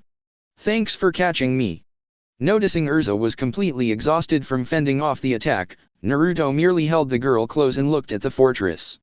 You're giving me too much credit, but now I see why you're called the Queen of Fairies. So you delayed your demise. Jose roared loudly, which made everyone freeze. It's useless. In exactly 15 minutes I'll fire another shot and finish this once and for all. Damn it. This is not good. We survived one attack thanks to Urza, but we can't stop another. We have to do something. Hearing the cries of worry from his new guild, Naruto slowly walked Urza over to Myra Jane. Then by handing the girl over, Naruto suddenly turned his body towards the Phantom Lord Fortress, a glow in his eyes as his mind was dead set on his next course of action. Naruto, what are you doing? Urza called out. You and everyone in this guild are something special. Naruto began in a low voice, while he grabbed his sword tightly. I hardly know any of you, but your ideals are something worth risking everything for. What are you going on about? Gray yelled loudly, while a veil of magical power started to radiate from Naruto's body, catching seasoned wizards like Myra Jane and Urza off guard by the blonde's power. I have no practice using my moon dragon magic like this. Naruto thought to himself as he faced off against the fortress with a steeled resolve. But it will let me fight with some of my true strength without letting everyone know my true power. Gripping his sword and remembering the small lesson Urza had given him over swordsmanship, Naruto knew this wasn't going to be perfect. However, this was the first step towards his new fighting style that he was going to dedicate to protecting his friends. Moon-breathing first form, Dark Moon, Evening Palace. Naruto roared as he slashed swiftly in a horizontal crescent motion, creating a singular magical wave of his dragon magic that shot forward at blinding speeds, carving a crescent moon shape horizontally through the building that completely separated the fortress into two separate halves, resulting in the building toppling down on top of itself. Damn! Naruto thought as he looked down at his hands. It was weaker than I thought, but it's a start, I guess. Incredible! Lucy gasped in awe, as she had never seen a wizard so powerful before. That's so cool! Natsuya yelled with stars in his eyes. You gotta fight me right now. Just who is this kid? Kana mumbled loudly. Who knew he was so strong? Happy yelled. Urza, being supported by Myra Jane, was now looking at Naruto with admiration. And you say I'm amazing? The knight began with a small smile as her interest with Naruto was growing more and more. Resting his sword onto his shoulder, Naruto looked back to his new guild with a smile. The fight isn't over yet, so do what you gotta do. I'm going for Jose myself. Hell yeah! Natsu roared in a cheerful voice as he jumped by Naruto's side. In that case, leave that bastard Gajeel to me. Walking forward with a cool demeanor, Gray smirked with newfound confidence. Don't go running into danger without me. Naruto nodded as he was okay with letting them deal with the weaker wizards so he could go straight for their master. Well, let's go. Naruto! Urza called out, which made the blonde look at the scarlet-haired beauty. Seeing she had a wide grin and thumbs up. Kick his ass good for me and I'll treat you to some strawberry cake. Laughing and nodding his head, Naruto gave Urza a small wink. You got yourself a deal. With Naruto running along a frozen path in the water made by Gray, Naruto was leading the charge into the crumbled remains of the Phantom Fortress. Keep on your guard. Naruto instructed as he looked over his shoulder to Gray, who was following close behind. We don't know how many forces Phantom brought with them. Hey, this kinda reminds me of that temple I busted up. Natsu laughed out, as he was flying overhead thanks to his partner Happy. Naruto's brow twitched at the comment, but before he could reply a large burst of pitch-black shades began to swarm from the fortress, placing the three wizards on guard, but to their surprise the shades simply ignored them and all began to fly for the rest of the guild. What are those? Gray yelled out, as he watched the shades descend and start attacking his comrades. It's someone's magic. Naruto answered as he kept his attention on the fortress. By their sheer number I would say they are controlled by Phantom Lord's Master Jose. However, they seem quite weak so everyone else should be able to hold them off. Well, in that case let's end this war. Natsuya yelled loudly as he pointed at a specific location of the fortress. Full speed that way, Happy. Aye sir. Happy shouted before taking off at his top speed, leaving both Naruto and Gray in the dust. Watching Natsu and Happy go, Naruto wished he could use his wings to fly to where he needed to go. Unfortunately, doing so would open up a lot of questions for anyone that would see him do so. A slight annoyance, but Naruto knew he couldn't go too far with dragon abilities. So instead he merely used his heightened sense of smell to track the locations of his enemies, finding several familiar and unfamiliar smells from within the fortress. Gray, Natsu has the right idea. Naruto began as he quickly pointed to a section of the fortress where he was picking up the scent of Juvia. Someone Naruto knew Gray could handle. We should split up. I'll head through the front and you go that way. Nodding his head, Gray made himself a separate path and started to run where Naruto told him to go, leaving the half-dragon alone to head straight into the front of the demolished building, already picking up two unfamiliar scents close by. In fact, one of the people he could smell was standing directly in his path, while the second was trying to conceal themselves. The man in Naruto's eyesight stood confidently with his arms crossed, almost as if he was waiting for someone to come in to challenge him. I don't know who you are, but as a member of the Element 4, I Todomaru will dash. The mage known as Todomaru began before Naruto used his raw speed to blitz the man, catching him completely off guard as Naruto was right within his personal space.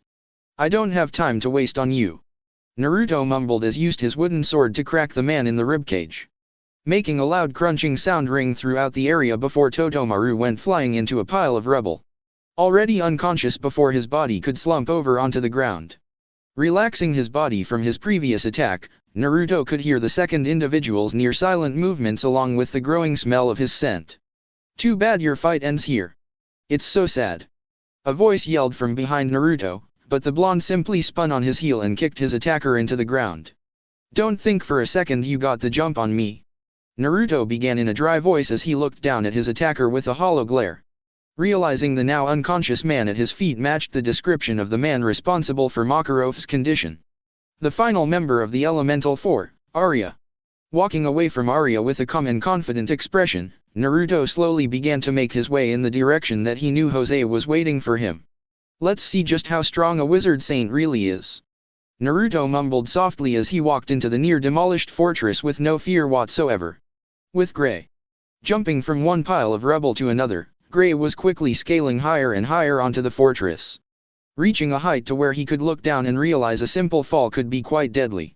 So using his ice magic he made a few quick supports to ensure the area he was walking on wouldn't collapse under him.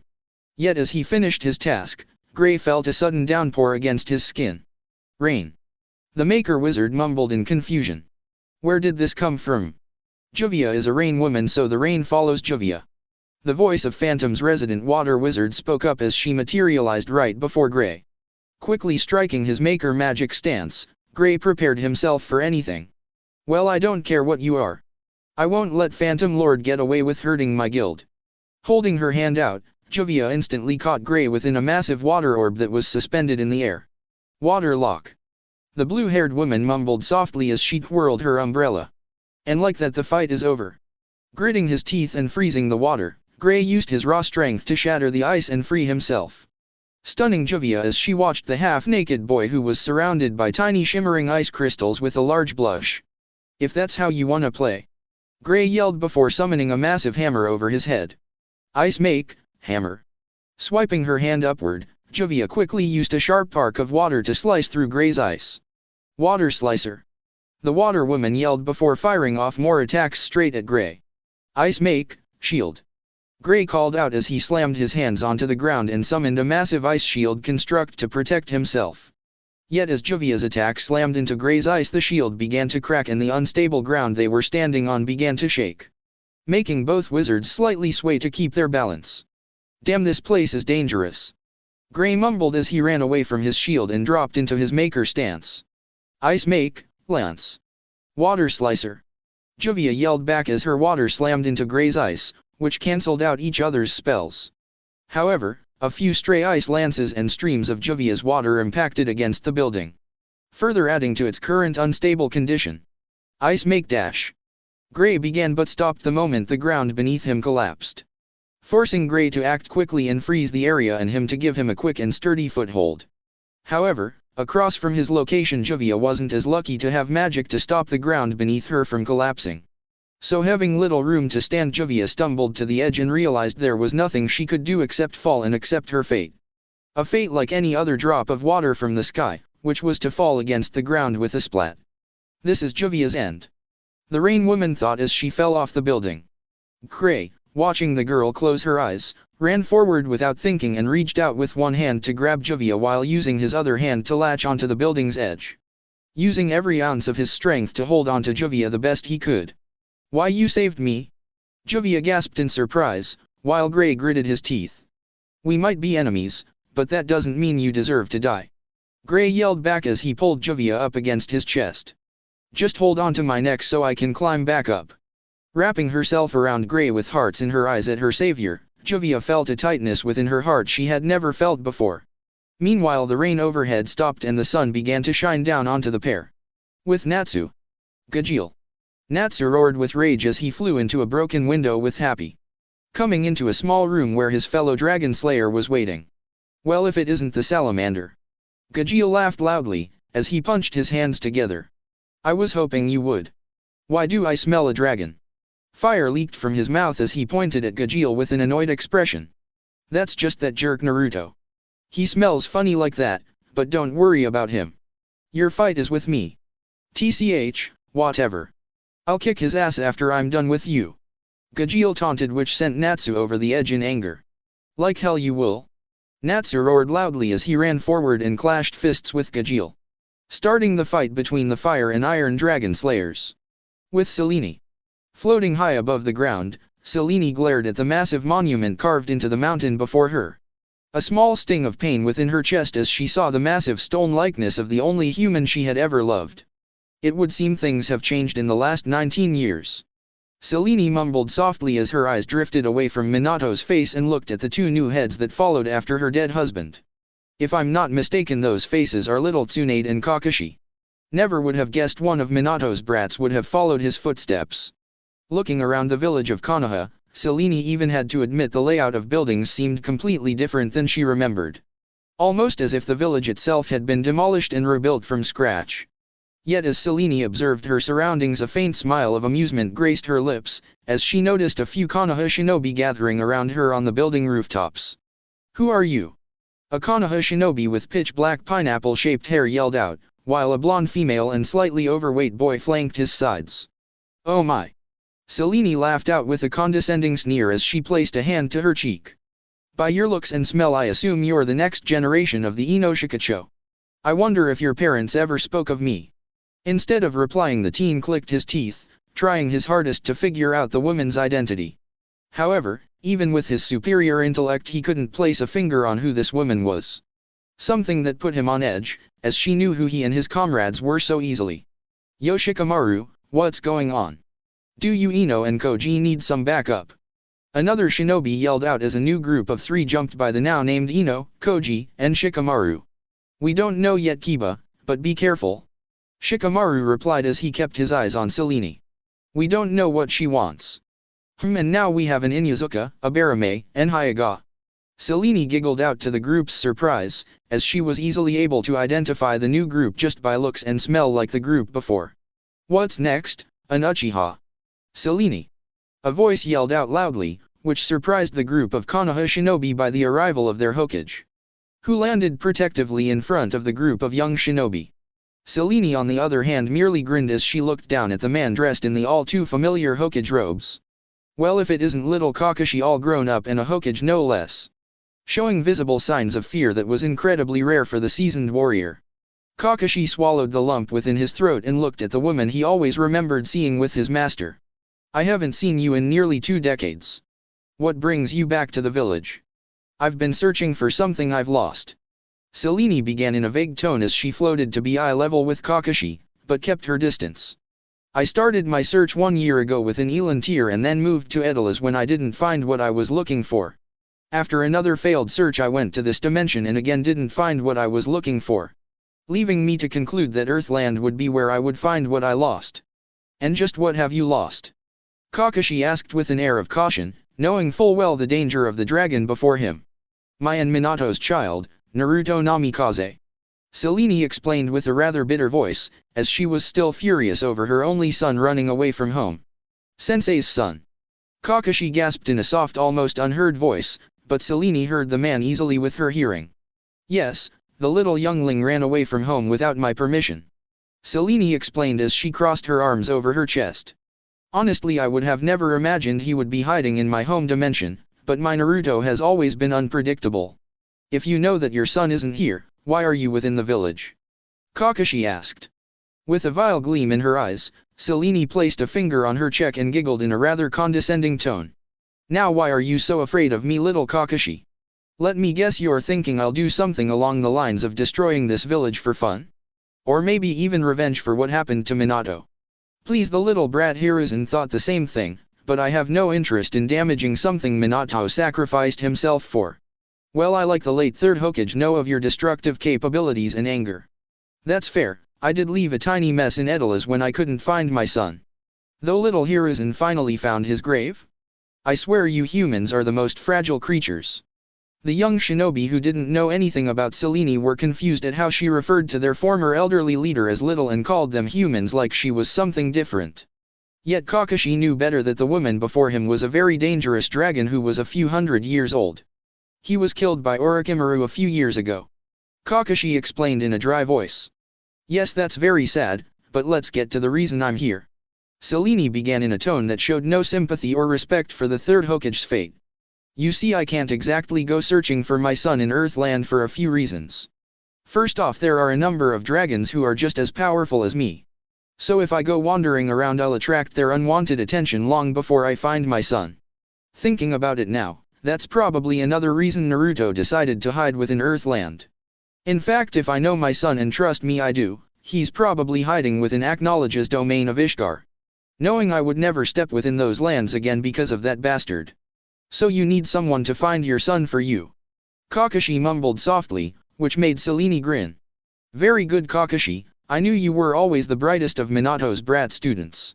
The dragon complimented as she got a rather dangerous gleam within her eyes. I'm wanting your best trackers and warriors to track down my son and bring him back to me. And if we refuse? Kakashi asked. A lifeless expression appearing on her face, Selene glared at Kakashi with eyes filled with nothing except wrath. Followed by the bright sun overhead suddenly vanishing to reveal a hauntingly dark night sky with nothing except a bright full moon cascading over Selene's figure. I'd leave another tiny mess like I did in Edala's. Selene threatened in a hollow voice, as her magic began to leak from her body. Then I'll form a team immediately. Kakashi replied as he knew his options were either to help the woman or fight her. You'll just have to help my shinobi reach Earthland to find your son. Selene smirked. That won't be an issue, but I'll give you a few days to find your best shinobi. I'm not an unreasonable woman after all, but I'll be in the local hot spring to refresh myself while I wait. The moon dragon explained before she vanished right before everyone's eyes with impressive speed, allowing the sun and light to return to the village overhead.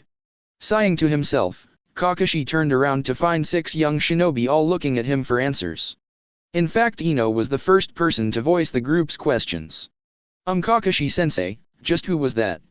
Your generation doesn't know of her, but she's an incredibly powerful and dangerous woman.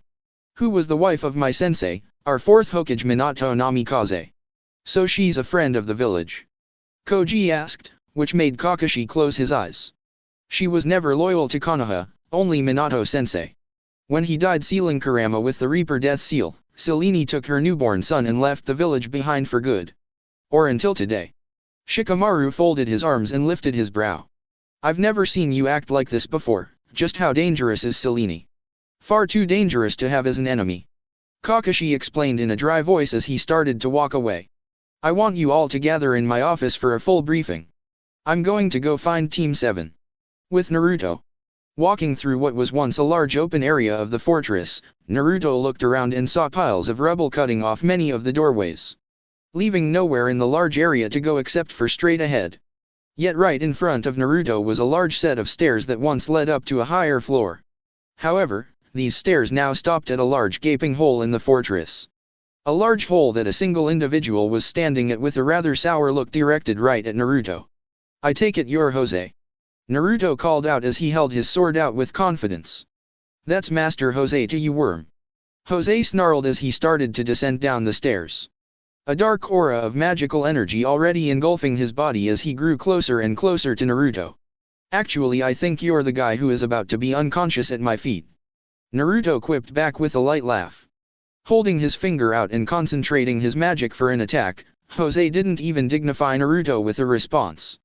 Instead, he started to fire blasts of pitch-black magic from his fingertip right at Naruto, making the young half-dragon react by jumping side to side while using his wooden sword to swat away any of the magic projectiles that he couldn't outright dodge with his speed.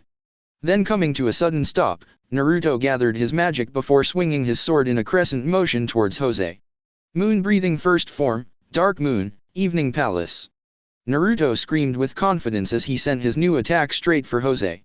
However, the seasoned guild master didn't hold the title of Wizard Saint for nothing and effortlessly held the palm of his hand forward, already conjuring a massive swirling vortex of dark purple magical energy.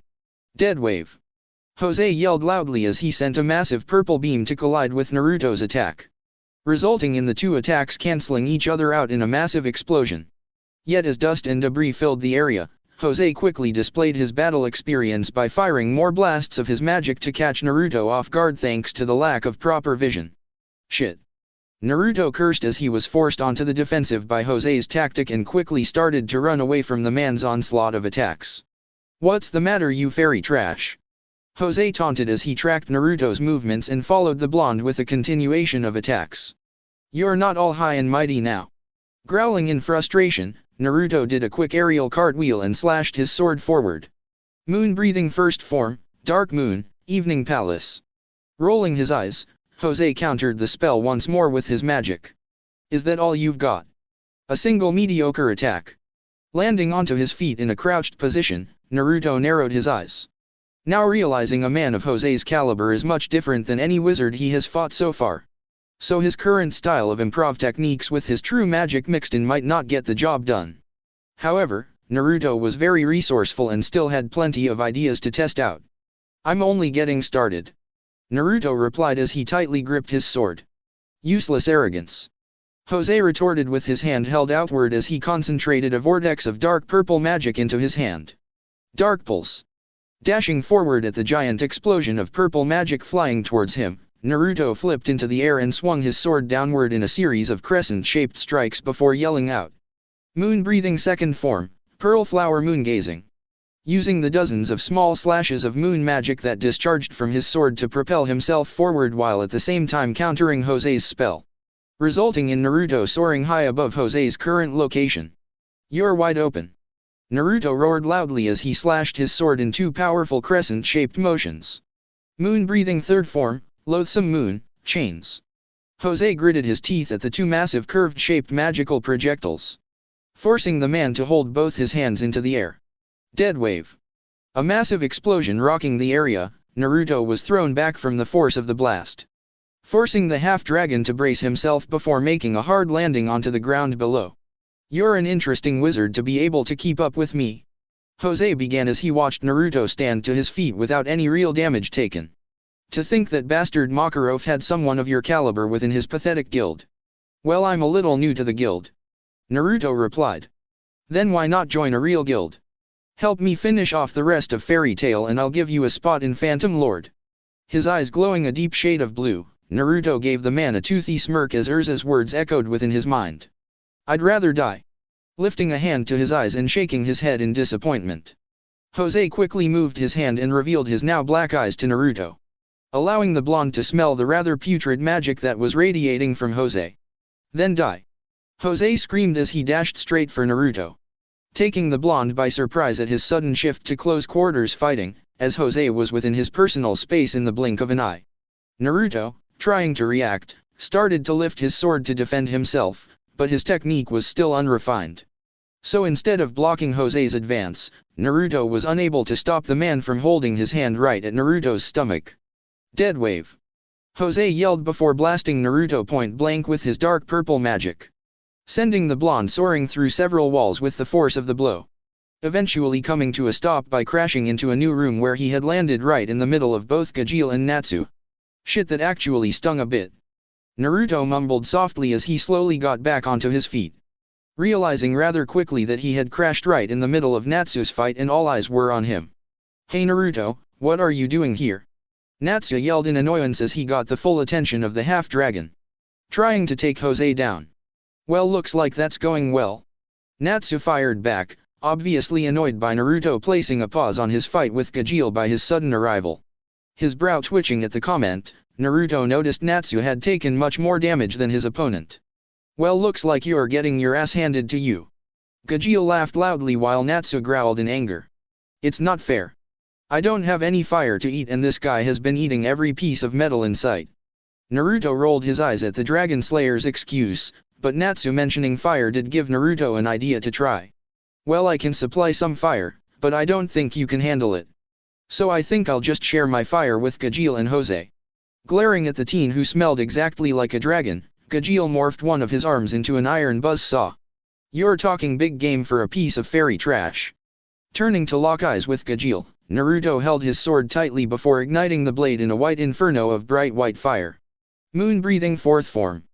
Naruto mumbled as he swung his sword in a full circular motion and screamed at the top of his lungs. Blooming moonlit flame. Gajeel, taken by surprise, lifted his arms to protect himself, but he couldn't do much, since the massive twister of fire that resembled a full moon engulfed his body and forced the prideful wizard to yell in pain. Considering the sheer heat of Naruto's fire was much more intense than what Natsu had been using. What is this power? Gajeel thought to himself with panic as Naruto appeared within the flames with his sword held behind his back. Just who is this guy? Moon-breathing first form, Dark Moon, Evening Palace. Naruto yelled loudly as he slashed his sword right into Gajeel's stomach, sending the wizard flying back unconscious and snuffling out his white flames with the backlash of his swing. Natsu, watching Gajeel be defeated, merely looked at Naruto with awe, wondering if his new friend was stronger than people like Urza or Laxus. Yet he didn't think of questions like that for long, as he realized what Naruto had done. Wait a minute. You totally just hijacked my fight. Natsu growled in anger, as Happy ran to his side. Natsu, at least we beat him. Naruto nodded and rested his sword onto his shoulder and looked at the hole he was sent through. Finding Jose was slowly stepping his way into the room. But there is still him. I'm glad you didn't forget about me. Jose replied before his hands began to glow a dark purple. Happy, take Natsu back to the guild.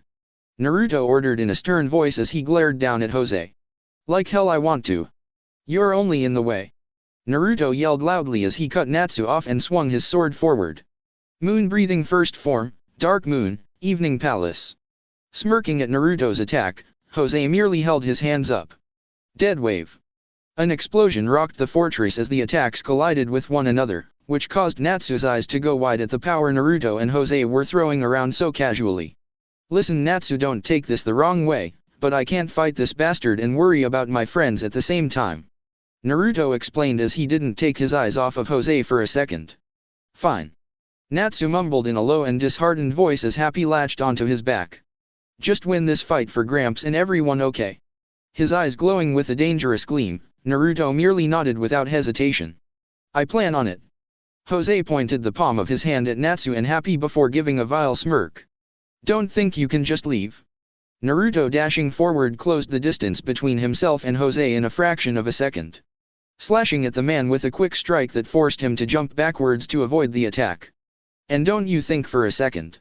Naruto began in a low and powerful voice as he positioned his sword high above his shoulder, already getting himself ready for another attack. That I would stand by and let you hurt my friend. You're an arrogant brat. Jose replied with a sneer as he watched Natsu and Happy fly off. But I'll be more than glad to break you along with the rest of your guild. I'd like to see you try. Naruto challenged. Chuckling in a low voice, Jose merely held both his hands outward. Dead Wave. Jumping forward and into the air, Naruto quickly swung his sword in a flurry of downward strikes. Moon-breathing second form, Pearl Flower Moon-gazing. Naruto yelled before slicing through Jose's attack and twisting his torso before slashing his sword in 2 fast arcs. Moon-breathing third form, Loathsome Moon, Chains. Dark Pulse. Jose roared loudly as he used his magic to once again cancel Naruto's attacks, resulting in yet another large explosion that covered the room in smoke and dust, making the guild leader smirk at the outcome of their spells colliding.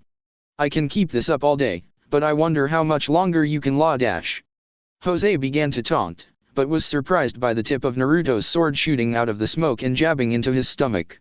Then the wooden blade continued to grow and shove Jose back into the wall behind. I wouldn't get ahead of yourself. Naruto yelled back as he used his raw strength to drag Jose up the wall and along the ceiling, forcing the man into a position where he was right above Naruto. Then as he retracted his sword to its original size, Naruto watched Jose fall forward with a calculated gaze and covered his sword with white flames before jumping into the air and yelling. Moon-breathing fourth form, Blooming Moonlit Flame. Jose, having no time to react, was quickly blasted with a pillar of white-hot flames, scorching the wizard as even a man of his caliber felt overwhelmed by the sheer heat of the flames Naruto was using. Yet the young half-dragon was far from done with his assault. Moon-breathing third form, Loathsome Moon, Chains. Naruto screamed with all his might before slashing his sword in 2 crescent-shaped swings, hitting Jose with not 1, but 2 magical projectiles in the center of his chest, forming a large X that quickly expelled blood from the man's torso. Floating high above the ground and watching Jose recoil backwards, Naruto grinned at his work. How was that for fairy trash? Suddenly snapping his head at Naruto with a pitch-black glare of pure hatred, Jose merely held his hands outward and summoned a swirl of the most vile-smelling black magic Naruto had ever smelled. Dark Extinction. Jose mumbled in a low monotone voice as he unleashed a dark black beam of magic straight onto Naruto, who had no way to escape thanks to his current position in the air. This could be bad. Naruto began in a low voice, as even he had to admit the magic he was feeling was quite powerful and could deal serious damage. Yet as the attack was mere inches from connecting with his body, Naruto simply sighed and blurred out of sight in an unimaginable burst of speed. In fact, Naruto moved so fast Jose didn't even see the young half-dragon move. From Jose's point of view, all he saw was his spell rocket downward before piercing the ground below and shooting straight through the floor below, making a large hole that went completely through the fortress and pleasing Jose with the results. To think Makarov had someone so strong within his guild. Jose spat in disgust as he tried to find any signs of Naruto, but smirked as he couldn't see anything. A true waste of potential, but that's Makarov's fault for bringing you into a weak guild. A hand suddenly pressing itself lightly against Jose's back, the eyes of the wizard saint went wide in disbelief. You know, I wanted to avoid doing this, but you truly are a monster. The voice of Naruto began from behind Jose, as his body and current appearance were hidden from the man. Something that was good for Naruto, as he was currently flying above Jose with two large white wings, while his slitted blue eyes merely watched the man with a carefree expression. Glad Jose couldn't see any of his dragononic features, like the small patches of white scale patterns on his skin or the large horn protruding from the side of his head. It was stupid of me to think I could beat someone of your caliber with a fighting style I made within a day. I'll have to train harder in the future. What are you dash? Moonlight palm. Naruto cut in with an emotionless voice as he expelled a white beam of moonlight from his hand that sent Jose soaring into the ground below, knocking the man unconscious and leaving Naruto floating above with his sword held by his side. I'm just another member of Fairy Tail, the half-dragon declared before floating down to the ground below and transforming back into his human form. Then, by rubbing his neck and stretching his aching muscles, Naruto took a seat on the ground several feet away from Jose, taking a moment to look at his wooden sword with a rather displeased expression. I need to get better with my new fighting style. I can't keep reverting to my dragon abilities in a pinch. Swinging his sword forward and stopping midair to observe the wooden blade, Naruto inspected the magical tool carefully. Maybe getting a real blade made for slicing or amplifying magic would be helpful. Pondering over the idea, Naruto even thought asking Urza for advice would help, considering the girl to his knowledge had a rather large arsenal of magical weapons and armors. They were this way. The loud voice that Naruto recognized as Natsu reached his ears, making the victorious blonde look over to the demolished remnants of what was an entrance. Finding not only Natsu running into the room, but also Happy, Urza, Elfman and Myra Jane. Yo! Naruto greeted with a large smile as he waved at the awestruck Fairy Tail wizards. Is that Phantom's master? Happy gasped. Yup. Wait, you defeated Jose by yourself. Myra Jane began in disbelief as she looked at the beaten and bloody man. He's a wizard saint. And I can see why. Naruto laughed in response. He was a tough bastard to take down. What a man. Elfman mumbled in a rather impressed voice, while Natsu quickly jumped forward. Okay Naruto, let's fight here and now. Natsu yelled loudly as he started to bounce on his heels. You owe me a fight after all. Urza sighed and smacked Natsu hard against the back of his head. You will do no such thing, Naruto just got done fighting someone just as strong as the master. Give him time to recover before annoying him with your little challenges. Laughing loudly at how Natsu was scolded by Urza, Naruto merely gave the beautiful scarlet-haired knight a large grin. You're one to talk about recovering. You should be back at the guild resting after saving everyone earlier. Walking slowly to Naruto, Urza simply extended a hand out to the blonde. I'm fine. In fact, I was rushing here to help you, but you didn't need any of us. Accepting Urza's hand, Naruto was pulled to his feet and into the personal space of the young redhead that had caught his eye. All the same, I appreciate you worrying about me. Blushing by the boy's words and his closeness, Urza looked to the side so Naruto couldn't see her flustered face. Well, since you beat Jose, I guess I owe you that piece of strawberry cake. Laughing with a tone that sent chills down Urza's back, Naruto merely nodded. It's a date then. Steam flying out of her ears, Urza looked at the rather attractive blue-eyed boy in shock. AAD date. The normally confident girl stammered nervously, which made Myra Jane giggle. Natsu tilted his head as he watched the girl he spent years terrified of. Urza's acting kinda funny.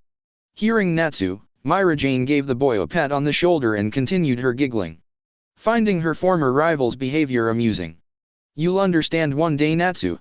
When you become a real man. Elfman added. Happy chimed in. Ignoring the side conversation, Naruto nudged his head to the exit of the room. We should head back to everyone else. Urza nodded in response, but suddenly felt her legs buckle and her body drop. However, before she could fall, Naruto quickly caught her within his arms and laughed, only adding to the girl's blush as she was being supported in Naruto's arms. Well, it looks like you're in worse shape than you thought, Naruto pointed out as he brought Urza up and into his arms bridal style. What are you doing? Urza replied in an embarrassed voice that made Naruto snicker. Well, I can't have you collapsing on me, so I'll just carry you back to the guild, Naruto explained. No, it's fine. I can walk, Urza protested, but Naruto wasn't hearing any of it. Myra Jane, walking forward, waved her fingers at Urza with an innocent smile. Well, if Urza doesn't want to be carried by our guild's hero, I'll volunteer. Immediately snapping her eyes at her former rival, Urza glared at Myra Jane with a rather territorial glare, even going as far to slightly inch herself closer to Naruto almost on instinct alone. Now what's going on here? An all too familiar voice called out, which surprised everyone including Naruto. Master! The collective fairy tale wizards yelled out, as they watched their aged leader approach their location. Overjoyed to see his appearance and health looked just like it did before the failed raid on Phantom Lord. I'm sorry for being late, Makarov began as his eyes looked over the defeated bodies of Jose and Gajeel, taking note that both were very much alive, but had taken quite the thrashing. However, it would seem I wasn't needed in the end. Happy flew upwards in joy at seeing the master awake and okay. Yup. Urza saved everyone from the Jupiter cannon and Naruto beat Gajeel and Jose by himself. Hey, I roughed Gajeel up before Naruto came in and ruined my fight, Natsu added in through a fit of rage. If anything, Gajeel was too tired from the beating I gave him to keep going. Whatever you say, Natsu, Happy mumbled in response, while Makarov merely walked over to Naruto. Is this true, my boy? You defeated Jose by yourself? Still having Urza within his arms, Naruto simply nodded at the master's question. Yeah, I did. He didn't go down easy, but in the end I was able to beat him.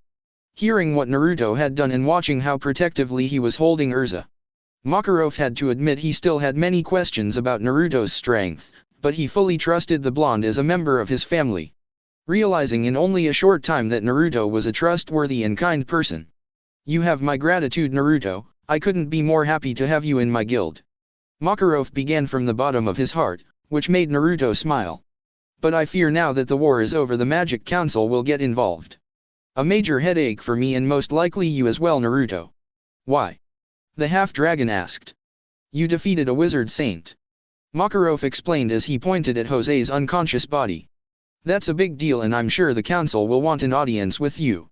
Well, I'll do whatever you think is best, Naruto replied without hesitation, which made both Urza and Makarov smile wide. I wouldn't worry too much about them. I won't let those old farts on the council boss around or do anything to my children. Naruto nodded. Well, in that case let's head back to the guild, Naruto proposed as he slightly held Urza up. Someone needs her rest before our date. It's not a date, Urza groaned in an embarrassed voice as she used her hands to hide her blush. We are just eating cake. Urza's no fun. Myra Jane giggled as she jokingly winked at Naruto. I'll go on a date with you anytime. And I wanna fight you right now, Naruto, Natsu added in loudly, which caused Urza to give both her friends a death glare. Both of you stop it already, Urza ordered in a stern voice that made Naruto snicker. Ah, don't be so hard on them, Urza, Naruto began in a carefree tone that slightly calmed the girl's building rage. Unfortunately, her rage was about to return from Naruto's rather foxy and mischievous grin. At least they don't perv on me while I'm in the shower. Oh my, Urza, you naughty girl, Myra Jane giggled in a teasing voice. Did you like what you saw? A vein popping on her head, Urza began to pound her fist against Naruto's chest as he laughed in response. For the last time, it was an accident. Don't go telling people I'm a pervert.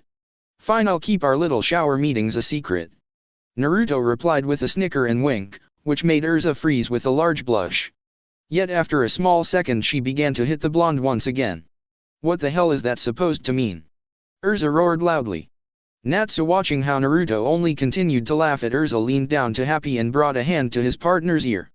You know, maybe I don't wanna fight Naruto.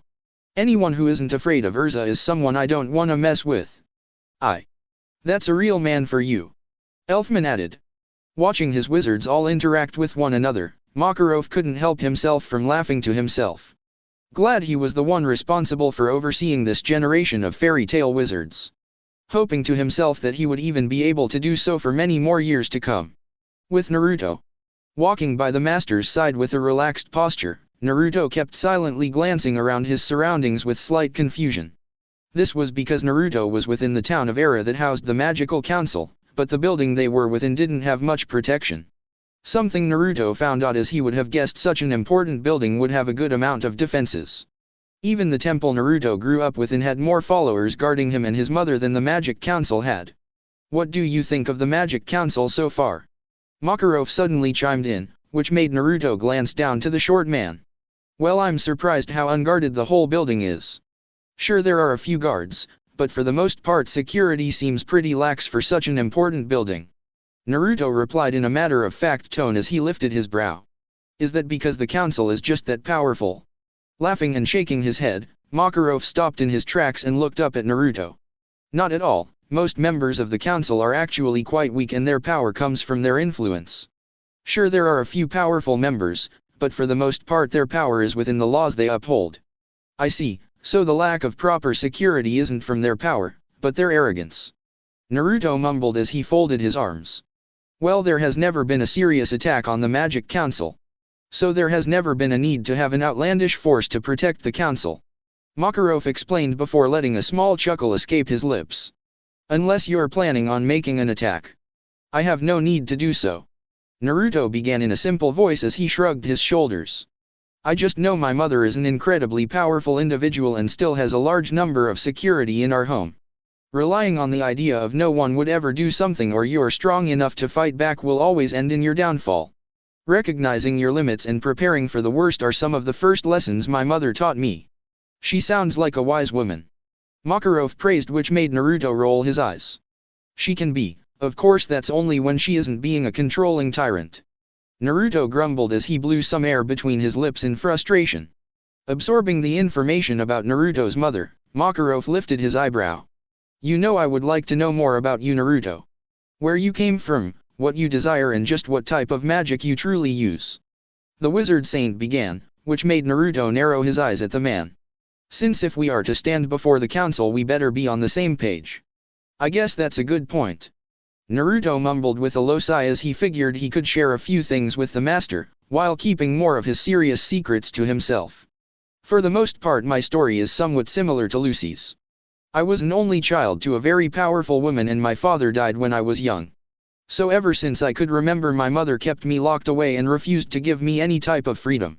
I guess she was afraid I would end up sharing a similar fate to my dad. So like Lucy, you ran away. Makarov cut in as he already began to figure out some of Naruto's story. It took nearly a dozen attempts and over a decade, but yes, I ran away from home. Naruto admitted before closing his eyes and taking a deep breath. It's been nearly a year now and I've done everything I can to stay off my mom's radar. What do you mean by that? Opening his eyes and looking down at Makarov with a razor-sharp focus, Naruto simply leaned against the wall behind him. You already realize my magic is something a little more than magical items. Giving Naruto a soft laugh, the seasoned wizard quickly nodded. I knew from the moment we first met, my boy. You leak magical power unlike any normal wizard I've ever met, especially one claiming to use magical items. Naruto gave the man a small chuckle of his own before rubbing the back of his head. I guess defeating a man as powerful as Jose didn't help with my cover story either. Not in the slightest. Makarov replied before lifting his brow. But you have this old man curious. What is your real magic and why hide it? Taking a long-winded sigh, Naruto folded his arms over his chest and poked out 2 fingers. There have only been 2 users of my magic in the history of the world. The first was my mother and the second was me, but don't be offended if I don't share with you what my magic is. Keeping that secret close to my chest is one way I'm trying to stay off my mom's radar. Makarov merely nodded as he respected Naruto's privacy. Then I won't ask about your magic unless you wish to tell me in the future. However, I have to ask about your mother. Would she become an issue like Lucy's father was? Someone who essentially created some form of magic must be very strong. That's a question I don't have a proper answer to if I'm being completely honest. Naruto began in a rather hollow voice as he started to zone out. My mother is controlling and very powerful. She's far stronger than I am and without question the strongest magic user I've ever met. So if she ever found me, I don't know what length she would go to bring me back home to the temple. How would you say her power compares to mine? Makarov asked calmly, which made Naruto snap his eyes to the man. I'm sorry, but you don't even come close, master. My mother is referred to as a god where we are from, and it's a title that isn't for show. In all seriousness, if she ever found me, I wouldn't hold it against you if you just handed me over. Absolutely not. You're a child of my guild, god, or not. If someone tries to force anything against your will, Fairy Tail will fight back with full force. Makarov declared to a stunned Naruto. We will never abandon one of our own. A faint smile gracing Naruto's lips, the young half-dragon was reminded once more that he made the right choice to join the guild. Well, hopefully that day will never come, but in the meantime I've been making a new fighting style to help mask my real magic. It's a spin on my current magic with sword techniques that Urza has shown me. I call it moon breathing. It's not as powerful compared to my real magic, but is strong enough to give an excuse for how I beat Jose. Which is important, as the council will most likely want a detailed report of how you did defeat one of the 10 strongest people in the country. Naruto nodded before standing up straight. Well, in that case let's go meet the council. Merely nodding his head, Makarov escorted Naruto further into the building before the duo made their way into a massive chamber, where the entire Magic Council was waiting to judge both Makarov and Naruto over the recent guild war that they had taken part in. Naruto himself noticed a few members of the council were trying to intimidate him with their glares and power. Something that made Naruto almost snort in response, as not a single person here even compared to his mother. Who was the only person that Naruto had any sort of fear of? Makarov. The voice of the council's chairman Grandoma began in a rather low tone. Once again we find ourselves with a major conflict that your guild is in the center of. This has become a rather frequent occurrence lately. I'm not surprised. Michello chimed in with venom behind his voice. This generation of Fairy Tail is completely out of control. Now I think you're being too harsh. Yahima spoke up with a calm aura around him. Sure, Fairy Tail has some destructive tendencies, but this recent conflict falls completely onto Jose and the rest of Phantom Lord. That is true, which is why Jose is stripped of his title of Wizard Saint and Phantom Lord will be forcefully disbanded. Grandoma began, which both surprised Makarov and placed him on edge. Fearing what type of repercussions were going to fall upon his guild. A fair punishment that should be shared with Makarov and his troublesome guild. Michello yelled loudly, which made Naruto glare at the man. You may feel that way, but Makarov and his guild only acted in retaliation to Jose's numerous attacks. Altair spoke up in a soft and calm voice. They can't be held to the same standards as Jose and Phantom Lord. Precisely. Grandoma added in. Which is why Fairy Tail and Makarov won't receive any punishment for their acts in this illegal guild war. His eyes going wide in shock, Makarov merely bowed his head. I thank you for your decision. However, there is still another major point of interest. The voice of Seagrain began as his eyes focused directly onto Naruto. That of course being your little unknown wizard who managed to defeat Jose. Hearing this, Naruto folded his arms since he knew a talk involving his fight with Jose would come up. Yet as he locked eyes with Seagrain he couldn't help himself from thinking he didn't like the man before him. Well, what do you want to know? Naruto fired back without hesitation or fear, which made Michello snort. How about for starters you explain just how some unknown and arrogant wizard managed to defeat one of the 10 strongest people on this continent? Snapping his eyes to Michello, Naruto definitely didn't care for this man either. It's not that hard to figure out. Jose attacked our guild, so I fought him and beat him because I'm stronger. Yes, that's quite obvious.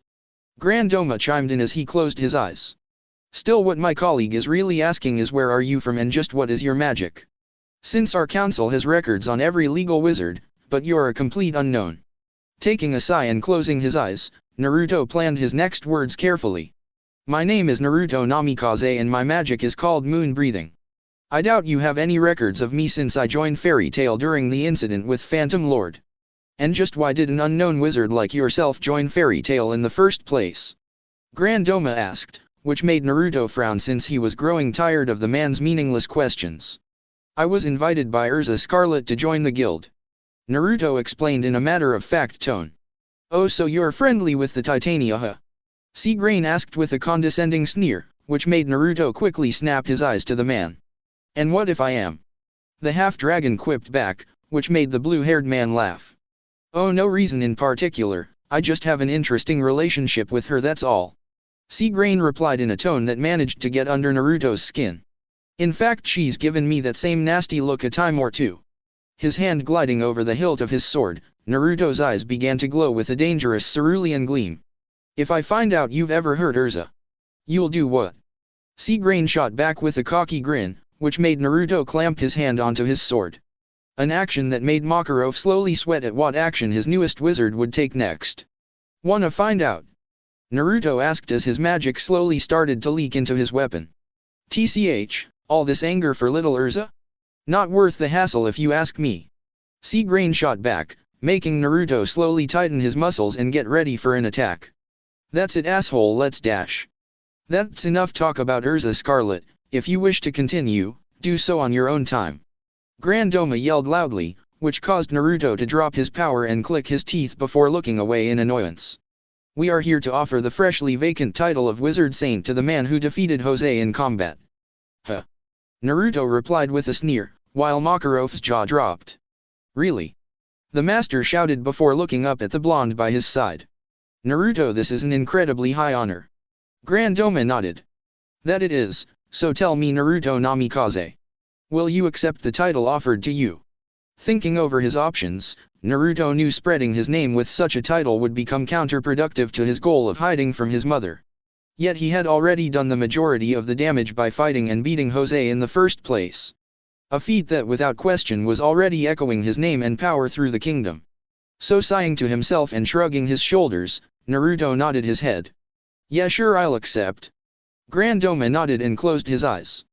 Then Naruto Namikaze, the moon fairy of fairy tale.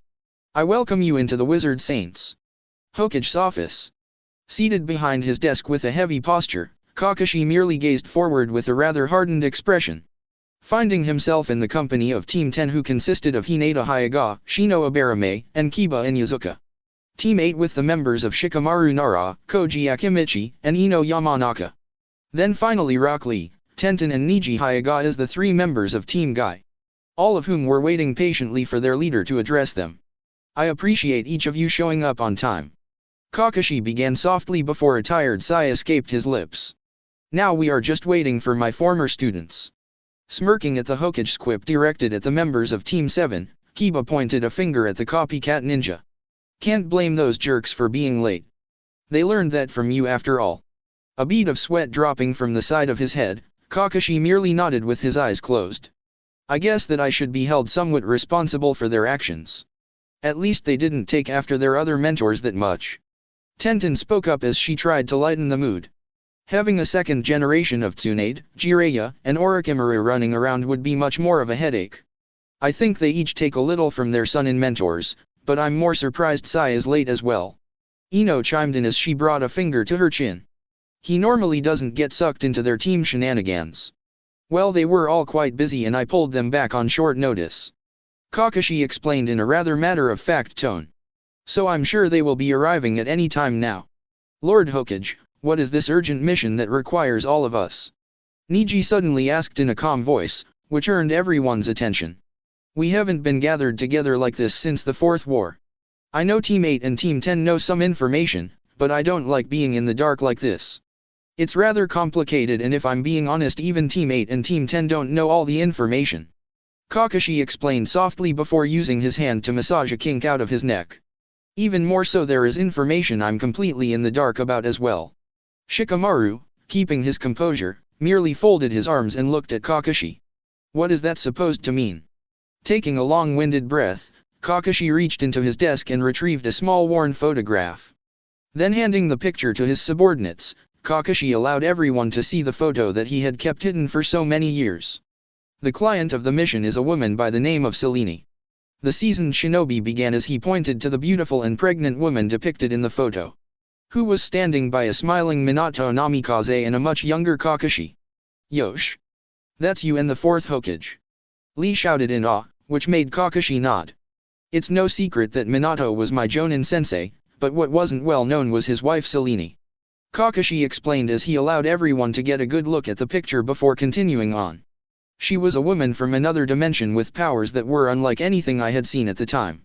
In fact, I don't believe I had seen power close to Selene until the final battle with Kagaya at Satsuki. Hinata gasped at her leader's claim. But from what I heard, she was stronger than Madara and almost defeated you and the rest of Team 7 during the war. Kakashi nodded. Which is one reason I want to cooperate with her. She's a dangerous enemy to have. Niji narrowed his eyes. And what exactly does she want?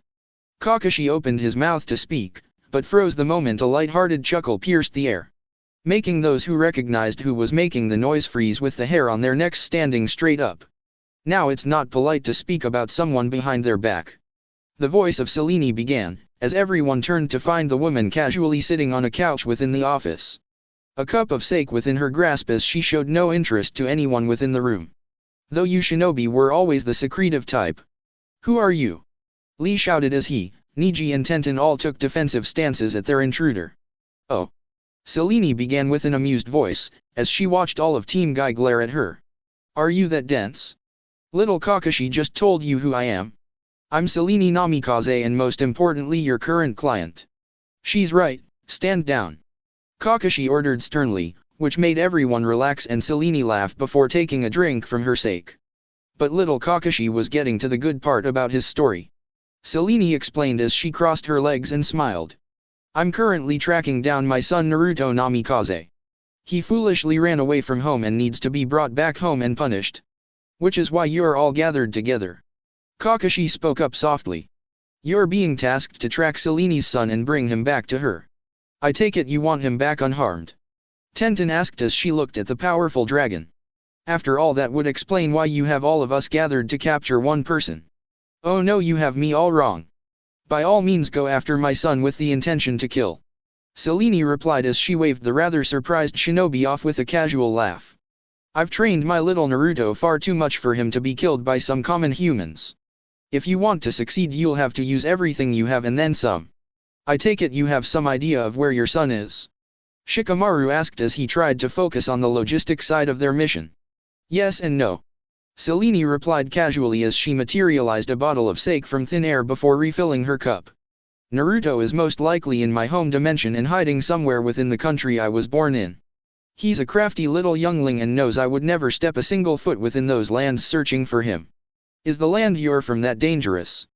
Niji asked with slight interest, as if Selene was as powerful as Kakashi said any place she wouldn't go could be extremely deadly. Only if you're a dragon like myself, since that little bastard Acknowledge is obsessed with hunting and killing my kind. However, for humans like yourself it would be quite trivial to go searching for my son. Who probably counted on using the fact he is only half dragon to blend in with the humans to hide from both me and Acknowledge. Wait, you're a dragon? Kiba, Koji, and Lee all shouted together while others just looked at the woman with disbelief. Something that made Selene snort in annoyance at the reactions she was getting. Is that really hard to believe? You humans summon animals the size of a house and fight beasts made of chakra that can't destroy mountains. Selene fired back with little emotion as she sipped on her sake. It's really not that far of a stretch that I am a dragon who can take a human form. No, not really. Shikamaru mumbled softly as he and Kakashi were the only two not that surprised by the woman's claim to be a dragon. But tell us. Your son Naruto, what does he look like and how strong is he exactly? Creating a magical projection of her son for everyone to see, Selene couldn't help herself from smirking at the blushing girls looking at her child. This is my son Naruto. He's a user of moon dragon magic like myself, but still hasn't reached my level yet. He also has chakra and knows of his secondary source of power. However, he's never tried to train or harness the abilities he inherited from Minato. Still, I must give one grave warning about my son. Kakashi lifted his brow. And what would that be? Selene closed her eyes and chuckled. Be very cautious what abilities you use near my son. He has a knack for copying abilities with just a simple observation or taking what he's seen and mixing it into his own magic if he can't outright copy what he's seen.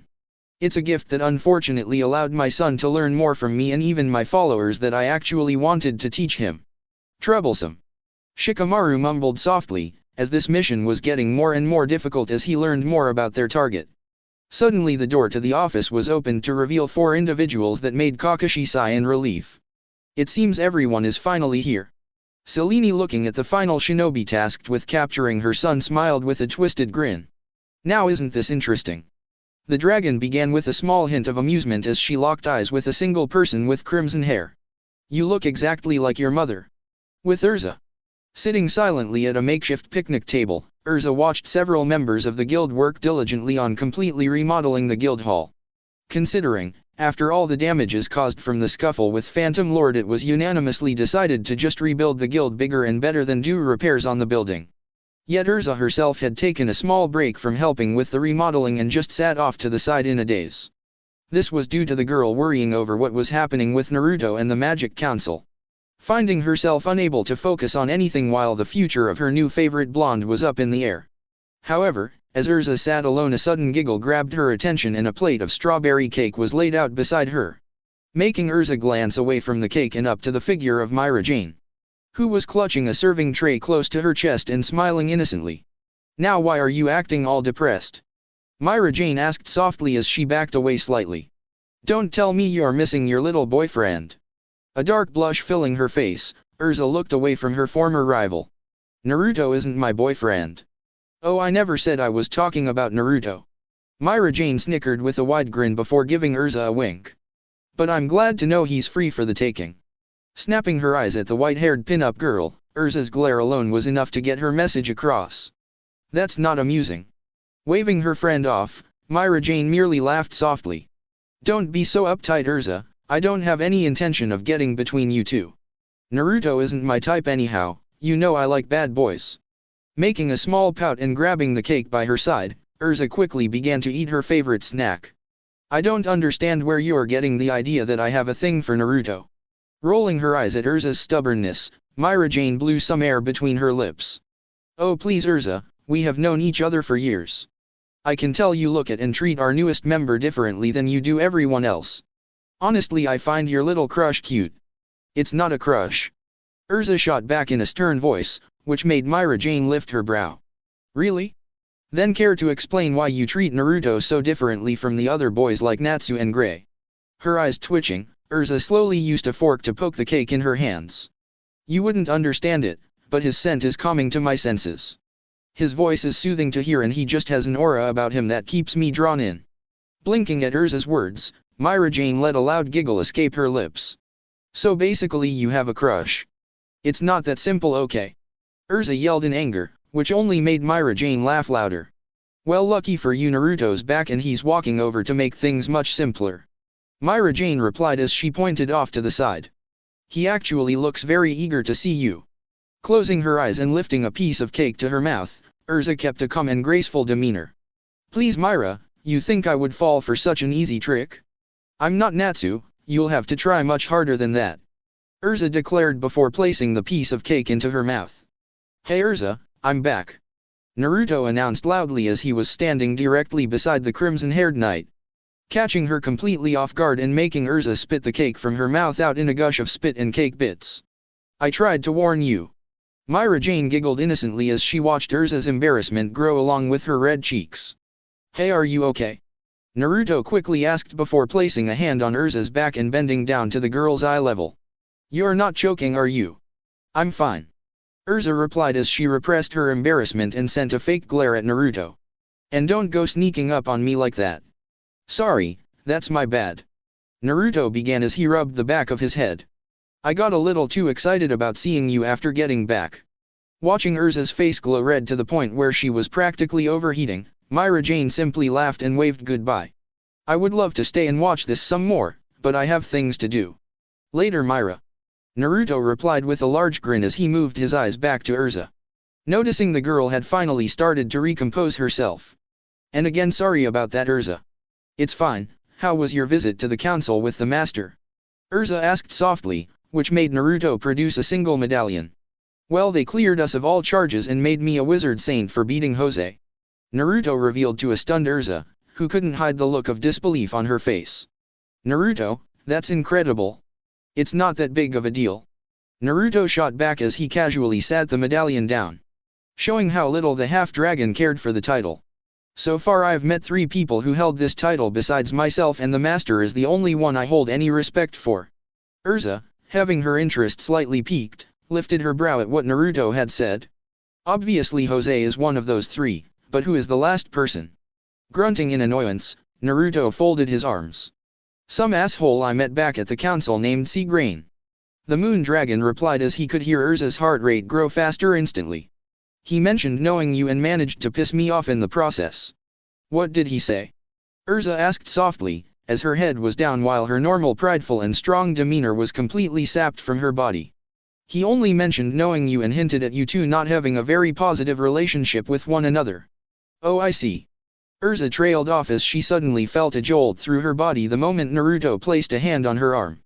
Making the scarlet-haired knight look at the blonde by her side and finding his glowing blue eyes looking at her with a protective gaze. Has he ever hurt you? Naruto asked in a hollow voice as his eyes got a rather dangerous look of wrath behind them. If so, I'll go pay him another visit and take care of him myself. Her eyes going wide in surprise, Urza merely held her hands up. No, it's fine. I may not like Sea Grain as a person, but he's never done anything harmful to me. Plus he's on the Magic Council, so even if he did do something you would get in trouble for going after him. Like I care. Naruto mumbled back without even thinking about his words. If anyone ever hurts you, I'll show them my claws without question. Claws? Urza repeated with a confused voice, which made Naruto slightly curse and cough into his hand. It's just a figure of speech, I mean use my fists or a sword. I don't have actual claws, that would be silly. No person has actual claws. Well, unless they have a magic that gives them claws, which I don't have. 'Cause I have completely normal human magic. Not saying there is any difference from human magic and other creatures' magic. Laughing at Naruto and slightly leaning into him, Urza lightly tapped the babbling and nervous boy over the chest. I understand what you're saying. You don't have to get so worked up. Taking a deep sigh to compose himself, Naruto merely nodded back at Urza with a smile. Sorry, I don't know what got over me there. It's fine. Urza replied softly as found the hidden quirky side of Naruto rather cute and amusing. But I appreciate what you said. It makes me feel better knowing I have you looking out for me. Don't mention it. You're practically the first friend I've ever made, so I gotta keep you safe and happy. Well, in that case I'll do the same for you. Urza declared in a bold voice, which sent both young wizards into an air of silence. However, the duo was quickly interrupted by one Lucy Heartfilia who came running up to the pair with a heavy breath. Lucy? Naruto mumbled in a confused voice as he watched the girl bend over to steady her breathing. Are you okay? Snapping up with a golden key in one hand, Lucy seemed rather excited. Guys. Loki was a celestial spirit and I have his key now. What? Urza gasped while Naruto tilted his head. Who? And since he can't use these anymore? Lucy continued without taking a breath as she pulled up a handful of tickets. We get to take a vacation. Really? Urza replied in an excited voice. What? Naruto mumbled. We are gonna leave tomorrow for Akane Beach. I gotta go tell Natsu, Gray and Happy. Lucy quickly explained before running off. Leaving Naruto and Urza alone once again. What just happened? Naruto yelled loudly, as he suddenly felt Urza grip tightly on his arm. Come, let's go tell the master we are leaving tomorrow and start packing for our trip. Urza ordered as she started to drag Naruto off. I don't even have things to pack. Naruto cried out as Urza suddenly stopped dragging him off. Oh, that's right. I'll have to take you shopping then to get a few things. Akane Beach. Sweat dripping down his face, Naruto kept a powerful grip on his wooden sword as he went through several different forms and techniques. His feet twisting and kicking up the sand beneath his feet as he practiced his swordsmanship. Then as Naruto thrusted his sword outward with a powerful strike, he froze and took a moment to catch his breath. Finding the hot sun pounding down against his skin as he wore nothing besides a pair of red swimming trunks that Urza had bought for him since he didn't have any proper beach attire or money. That felt a little better. Naruto mumbled at his own progress as he dropped his sword to his side and used his hand to wipe his forehead. Ignorant to the sea of women that were watching him with hearts in their eyes. Now to throw my magic into the mix. Grinning wide and gripping his sword, Naruto was about to kick back into his training. However, the sound of someone roughly clearing their throat caught his attention and made him look over his shoulder. Finding Urza standing a few feet away in a red bikini that matched the trunks he was wearing. However, as the girl had her arms crossed and an annoyed look on her face, Naruto couldn't help himself from chuckling nervously. What do you think you're doing? Urza asked in a stern voice, which made Naruto hold his sword out. Training. Placing her hands on her hips and slightly bending over, Urza gave Naruto a hard stare. We are on vacation. You can train when we go back to the guild. Why does being on vacation mean I can't train? Because you're supposed to have fun on vacation. But training is fun. Rolling her eyes, Urza was about to snap back until she remembered something. Naruto had been locked away with his mother his entire life, making the girl realize that Naruto might not even know what to do on a vacation. Naruto, have you ever been on a vacation? Well, not really. I see, in that case give me your sword. Urza demanded in a tone that left no room for argument. Handing over his wooden weapon, Naruto watched in surprise as Urza instantly sent the weapon into the pocket space where she kept all her weapons. Hey, my sword. You'll get it back after our vacation is over. Until then we are going to participate in fun activities like building sand castles and playing beach volleyball. Slumping over in defeat, Naruto nodded at Urza's orders. Fine, but I have a question for you. Will feel free to ask what's on your mind. Just don't ask if you can train later today or something like that. Walking by Urza's side, Naruto held his hands up and tried to use his words with caution. Okay, but this question is about my swordsmanship, so don't get upset since I'm still talking about swords. Sighing and closing her eyes, Urza started to walk at a brisk pace and just nodded. What would you like to ask about swords? Well, I realized in my fight with Jose I need a better weapon. Maybe a real sword that could amplify my magic or something that could help me against stronger opponents. I see, in that case I'll try and help you find something when we return to the guild. Smiling with a beaming wide smile, Naruto slung his arm over Urza's shoulder. Thanks Urza, you're the best. Blushing with her head down, Urza tried to keep her composure. Don't mention it, but let's go find the others. Maybe we could bury Natsu in the sand. Laughing loudly and tossing his head back, Naruto got a rather mischievous look in his eyes. Now that sounds more fun than training. A small giggle escaping her lips, Urza merely nodded in agreement. Yet her amusement suddenly dropped the moment she spotted Lucy in the distance surrounded by two strange men. What's going on over there? Urza mumbled in a dangerously low voice. Naruto, looking forward and narrowing his eyes, saw Lucy nervously hold her hands up at the two strange men. Are they harassing Lucy? The half-dragon asked in a rather hollow tone, as he and Urza both started stalking their way closer to their friend. Not if I can help it. Urza declared as her eyes turned into nothing more than glowing red orbs. Yet Urza wasn't the only one with growing eyes, as Naruto's were a bright blue color and fixated on the men around the girl he saw as a younger sister. Lucy, unaware of her fellow guildmates, simply pointed off to the side with an awkward expression. I think if you two head that dash. The girl tried to explain, but stopped in shock the moment Naruto and Urza both appeared by her side and kicked the men she was speaking to into the ground. What do you think you're doing to our friend? Urza yelled loudly, while Naruto's body got a faint outline of his moon dragon magic. You idiots picked the wrong girl to mess with. Naruto added in as he started to crack his knuckles. Now you gotta deal with us. Naruto. Urza. Lucy shrieked in a loud and embarrassed voice. Why would you do that? They were just asking where the umbrella rental stand was. The duo, looking at Lucy before blinking, merely switched their gaze to each other. Oh. Naruto and Urza mumbled softly as they turned and looked at the two twitching men laying in the sand. Our bad. Taking a deep sigh and pressing her hand against her face, Lucy merely shook her head. How in Earthland did people who share a brain cell like you two do find each other? Hearing no response, Lucy removed her hand to find both Naruto and Urza running off. A sight that made the celestial spirit wizard drop her jaw. Are you kidding me?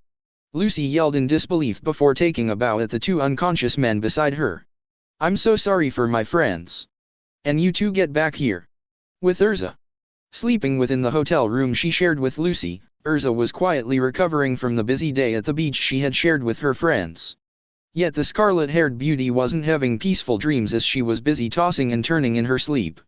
Memories of her haunting past causing her to reflect back onto the time in her life she wished never happened. Yet as Urza tossed in her own nightmares, and loud knocking at her door suddenly woke the girl, making Urza instantly shoot up with a shortened breath. Hey Urza, are you ready? Everyone else is waiting for us. The voice of Naruto called out from outside of the room. Her senses returning to her, Urza took a deep sigh and looked at the door. Just one moment. The crimson-haired knight yelled back as she stepped out of her bed and quickly used her magic to switch into an elegant red dress. Then by walking towards the door, Urza quickly opened the door to find a smirking Naruto who was dressed in his regular kimono. "You look rather beautiful," Naruto complimented as he offered out his arm. Blushing at the comment and hooking her arm around Naruto's own, Urza was quickly escorted down the hall by her fellow wizard. "And you look rather handsome as well despite wearing what you always have on." Laughing at the jab at his wardrobe, Naruto used his free hand to wave Urza off. "Don't mess with what works if you ask me. Besides, this is about the only shred of clothing I own. It seems besides finding you a new weapon you also need to update your wardrobe even more. Just getting a few pairs of swimming trunks won't help for day-to-day activities. Don't forget I also need a house when we get back to the guild too. And just how do you plan on buying all these things?" Urza asked with a laugh. "Well, I can either keep burrowing off you or strike it big in the casino tonight," Naruto declared boldly, which made Urza nod. "Well, by all means please win big for the both of us. I'll have you know my luck is somewhat legendary back at the temple I was raised in," Naruto declared boldly, while Urza merely lifted her brow with interest. "Well, we will just have to place that luck to the test, but I'm curious. You've told me a few things about your mother. Like that she is a powerful wizard and she wouldn't let you leave your home until you ended up running away. Still, I want to know more about your early life." Is that so? I could say the exact same thing for you, Urza," Naruto replied as he looked forward with a blank stare. "But I'll tell you what. For every small thing you share with me I'll answer any question you have with reason." Urza herself nodded and looked off in a daze, as her past was only something a very few people like the master knew of. However, she was starting to really trust and like the blonde by her side. Thinking just maybe he could be someone that she could open up to about her past.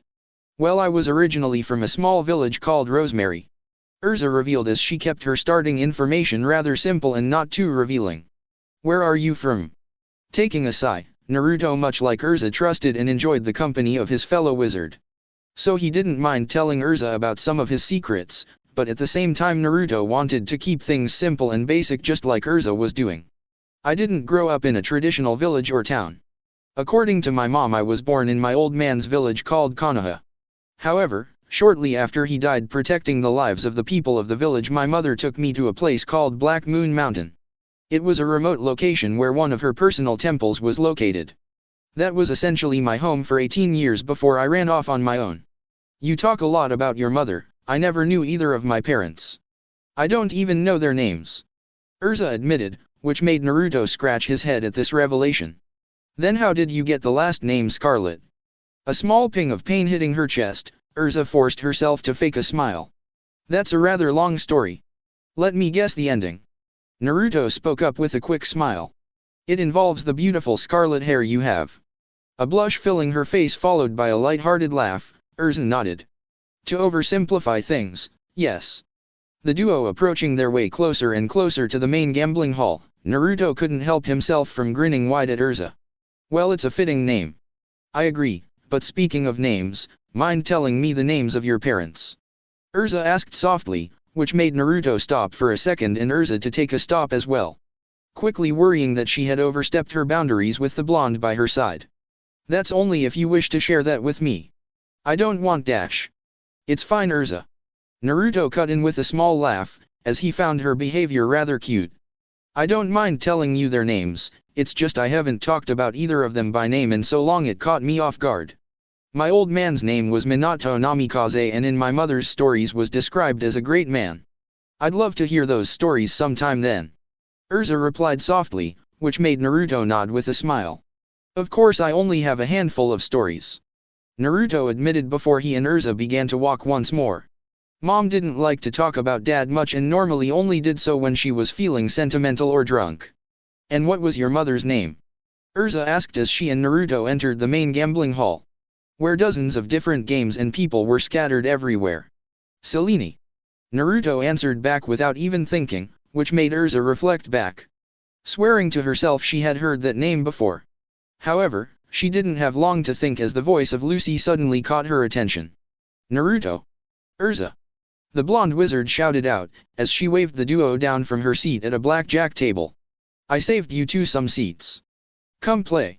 Naruto waving back quickly led Urza over to Lucy, finding himself a seat by his fellow blonde with Urza by his side. "Looks like we made it right in time for a dealer change." Hey, where are the others?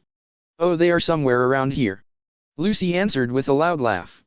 I'm sure you'll hear Natsu running around in a few minutes. Let's just hope he can behave himself. Urza chimed in, which made Lucy roll her eyes. Or attack anyone like you two did. Naruto rubbed the back of his head and laughed. We already told you it was a big misunderstanding. Exactly, we were just looking out for you, Lucy. Urza added, which made the blonde smile. I know and I appreciate the thought. Lucy replied as a new dealer joined their table and started to shuffle the cards in his hands. I always feel at ease knowing you two are watching out for me. It seems you're rather popular, Urza. The dealer spoke up, which made Naruto snap his eyes at their dealer. Watching as he quickly tossed 5 cards in front of Urza, which perfectly spelled out the word death. But you always were likable, big sis. Who are you? Urza quickly asked, but froze the moment the entire room went pitch black. Followed by screams and the sound of a gunshot filling the room. What's going on? Lucy screamed in shock. Naruto himself kept a calm and cool demeanor, using his superior eyesight to watch the man before him in the darkness. Making sure to keep Lucy and Urza safe in the rather abrupt confusion. Watching the man before him using some type of magic on the random civilians around their location, but not targeting him or the girls by his side. Making Naruto think something more complicated was going on. Yet just as fast as the lights went off they came back on to reveal an empty gambling hall. Meanwhile the mysterious dealer was casually dropping cards to his side. Cards that had magically trapped every other person within the area inside. What exactly is going on? Naruto mumbled in a low voice, as he watched the man carefully. His nose already smelling a few more scents coming closer to his location. Sho. Urza suddenly spoke up, which made the man laugh. So you do remember me, big sis? The now named Sho shouted in a hysterical craze. Since when can you use magic? Urza yelled back, as Naruto was now very interested in what was going on. However, Lucy was the one to voice their concern. Urza, who is this guy? And why does he call you big sis? Yeah, why don't you tell them, Urza? A new voice shouted happily, as Naruto and Lucy both found strange orange bindings suddenly constricting around their body. Bindings that were so tight that they made Lucy collapse onto her side, but Naruto just simply stood still completely unfazed. Millionaire! Urza yelled in disbelief as she looked at the cat-like girl. You can use magic as well. You'd be surprised how easy learning magic is. A new voice spoke up, as another man made themselves known to the group. Wally. The one and only. The now named Wally replied before a fourth person phased into view from the shadows. It's been a while, Urza. Simon. When did you all learn magic? Naruto, continuing to watch in silence, knew these were the only 4 people that were ambushing them. Yet he didn't know why they were doing so, just that these strange people were connected to Urza in some way. You'd be surprised what can happen in a couple years, big sis. Sho chuckled as the 4 attackers all grouped together to stand across Urza. The latter of whom was at a complete loss of words. Urza, who are these guys? Lucy gasped loudly as she was trying to fight against the bindings. We all grew up together. Urza explained softly, as her body was numb. We aren't related by blood, but I knew them before I joined the guild. And now it's time for you to come home, big sis. Sho declared, making Urza's heart sink, which was a reaction Naruto saw clear as day. From where I'm standing it doesn't look like she wants to go anywhere with you. Naruto spoke up as he stood his ground and didn't budge from the bindings that were trying even harder to strangle him. So how about you think twice before upsetting Urza in front of me? Wally merely laughed and morphed his arm into a gun. A weapon he pointed at Naruto with casual confidence. Look, moron, we already killed your little friends and you look a little tied up. So I would stay out of things that don't concern you before you and that blonde bitch end up dying next. Shaking his head with a small laugh, Naruto could feel his anger coming out. Making his demeanor take a shift that resembled that of his mother. For one, I can hear Gray and Natsu's hearts beating just fine. Secondly, Naruto began before he snapped out of his bindings and appeared right in front of Wally before anyone could blink. Then by using his hand to firmly grasp Wally's neck, Naruto effortlessly lifted the man into the air and started to strangle the man. Don't talk back to me with such arrogance when threatening my friends, you insect. Wally. Sho shouted as he watched his friend slowly lose the life in his eyes. Stop this before I break that blonde girl in half. Millionaire threatened in a desperate voice, which made Naruto extend his free hand out and open his palm. Try it. Naruto mumbled as he glanced at the girl with his blue eyes that shifted into his dragonic pair, striking instant fear within the cat-like girl at the intimating irises glaring at her. "I'd kill you before you could move." "Naruto!" Urza suddenly yelled loudly, which made the blonde pause for a second. "Please don't hurt them." Hearing the request, Naruto didn't know anything that was going on. Yet he respected Urza's wishes and choices. So he quickly dropped Wally onto the ground and lowered his hand, vanishing in another burst of speed to appear by Lucy's side and free the girl before anyone could even process his speed. "Fine, but I want to know what's going on here," Naruto mumbled as he helped Lucy back onto her feet. "So someone better start talking. Because like my mother I don't have a lot of patience." Urza, looking at the friends from her past and then at her new comrades, merely hung her head. "It's a rather long and depressing tale." Naruto, walking over to Urza, softly picked the girl's chin up and looked into her eyes with a caring look that completely countered his earlier wrath. "Don't forget I promised to keep you happy and safe. So no matter what happened in the past I'll be here to protect your future." A blush filling her cheeks, Urza felt a small tear in the corner of her eye. "Thank you." "Don't think dash." Sho began but froze when Naruto snapped his gaze at him. "I won't harm you out of Urza's wishes." Naruto cut in as he glared at Sho with his anger returning. "So you four stay right there and shut up. When I'm done talking to Urza then I'll deal with you guys." His eyes then moving back to Urza, Naruto took a deep breath to calm himself. "So Urza, go ahead. Start from the beginning." Urza nodded softly. "It all started when my hometown was attacked dash." Konoha, watching as the last of the shinobi tasked with capturing her son vanished into the portal she created, Selene merely closed the door into the Earth-Land dimension and stood to her feet, allowing the only other person within the room being Kakashi to merely observe the woman as she began to stretch her arms over her head. "So now all we can do is wait." Kakashi spoke up, as he wanted to avoid the silence in the air. "It shouldn't take long for my shinobi to find Naruto." I wouldn't bolster such confidence, little Kakashi." The moon dragon replied as a low chuckle escaped her lips. "My home dimension is fairly large and your shinobi have no knowledge of their environment. Then adding how powerful and resourceful my son is only makes their mission harder. Do you think they will fail?" Kakashi asked with slight worry behind his voice, which made Selene shrug her shoulders. "They could, but I don't expect immediate results from them. It will take time for them to locate and capture my son, which is perfect for my new plans." "Plans?" Kakashi mumbled softly as he didn't like the woman's tone. A vile grin gracing her lips, Selene opened another portal by her side. "I think it's time I make this dimension my home once more." The woman replied darkly as she walked near the portal. "I'll bring my followers into this dimension and start the first steps of returning to the elemental dimension." "Your first steps?" Her eyes glowing at the man's question, Selene let a light laugh out.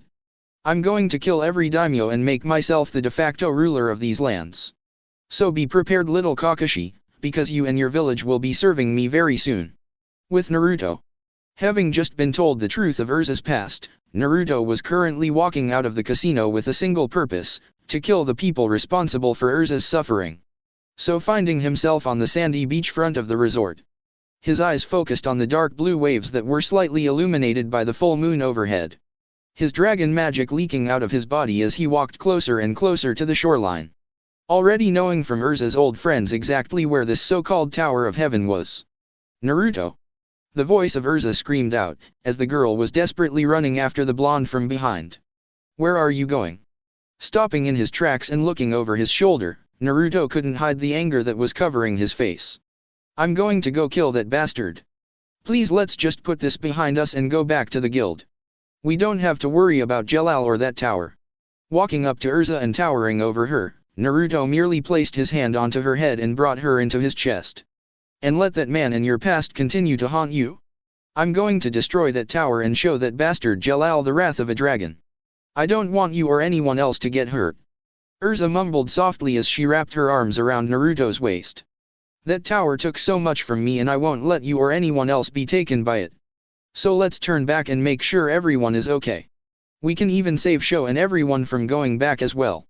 Urza, I know you're afraid of something happening and after what you told me I can understand." Naruto began as he started to run his hand through her hair with a smile.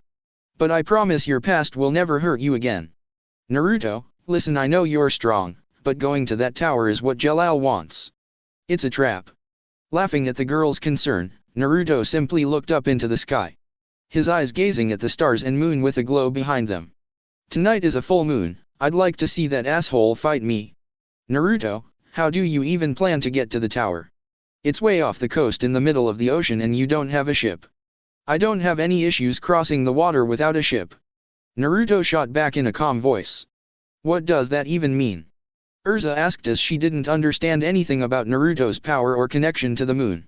Well, it's a long explanation, but that can wait. Naruto replied as he caught wind of Lucy and Natsu's scent. Finding both wizards running directly at him and Urza. What are you two doing out here? We could ask you the same thing, jerk. Natsu roared with vigor, which displayed he was over the sneak attack that temporarily left him out of commission. What Natsu means is we are here to check up on you guys. Lucy spoke up as she stopped by the two powerful wizards. Gray is with Urza's old friends and for some reason Juvia from Phantom. They are both keeping an eye on Urza's old friends and I was telling Natsu what Urza told us about her past. And I want to know if you are going to go fight those bastards in that tower. Natsu added in with fire behind his eyes. Naruto crossed his arms and looked directly at Natsu. I'm going to demolish that tower and everyone in it. Awesome. Natsu yelled as he pumped his fist into the air. Take me with you. No. Naruto replied with no room for discussion. You stay here and make sure everyone is safe. I'm counting on you and Gray to protect Lucy, Happy, and Urza while I'm gone. I'm trusting you to keep our friends safe from any possible threats. Annoyed by the blonde's orders, Natsu wanted nothing more than to help the blonde kick some ass. However, since Naruto was trusting him to protect their friends, he wasn't going to argue back. Alright, fine, just kick some ass for me, okay? Oh, trust me Natsu, I plan on it. Naruto mumbled before turning to Urza and holding his hand out. I need my sword. I'm going with you. Urza declared as she crossed her arms and locked eyes with Naruto. No. Naruto argued back as he pointed a finger and narrowed his eyes. You stay here where it's safe. I'm not some damsel that needs protection, Naruto, I am an S-class wizard. Urza pointed out firmly as she held her ground. If you wish to run off to the tower, fine, but this is my battle and I'm coming as well. Naruto's face slightly twitching in annoyance with Urza's stubbornness merely jerked his finger at Natsu. How can I convince Natsu to stay behind so easily, but you're being this complicated? Because I'm not letting you go fight my battles alone. Urza shot back, which made Natsu jump in. So if Urza is going, can I come? No. Naruto and Urza quickly shouted at the Dragon Slayer in unison, giving him a matching death glare that made him and even the innocent bystander Lucy jump backwards in fright. Scary. Lucy and Natsu shrieked together. Naruto looking back at Urza's side and held a hand to his side. Look, if you want to come I won't protest anymore, but just promise you'll let me handle things. We will face the tower together and that's that. Groaning in frustration, Naruto clicked his teeth and stepped closer to Urza. God, you're more stubborn than my mother. Naruto complained as he suddenly scooped Urza off her feet and held her bridal style. What are you doing? Urza mumbled softly as a blush covered her face. I'm taking you to the tower with me. Naruto replied as the top of his kimono fell to his hips and two wings suddenly burst out from his backside. You have wings. Lucy yelled in shock. What the hell? Natsu added.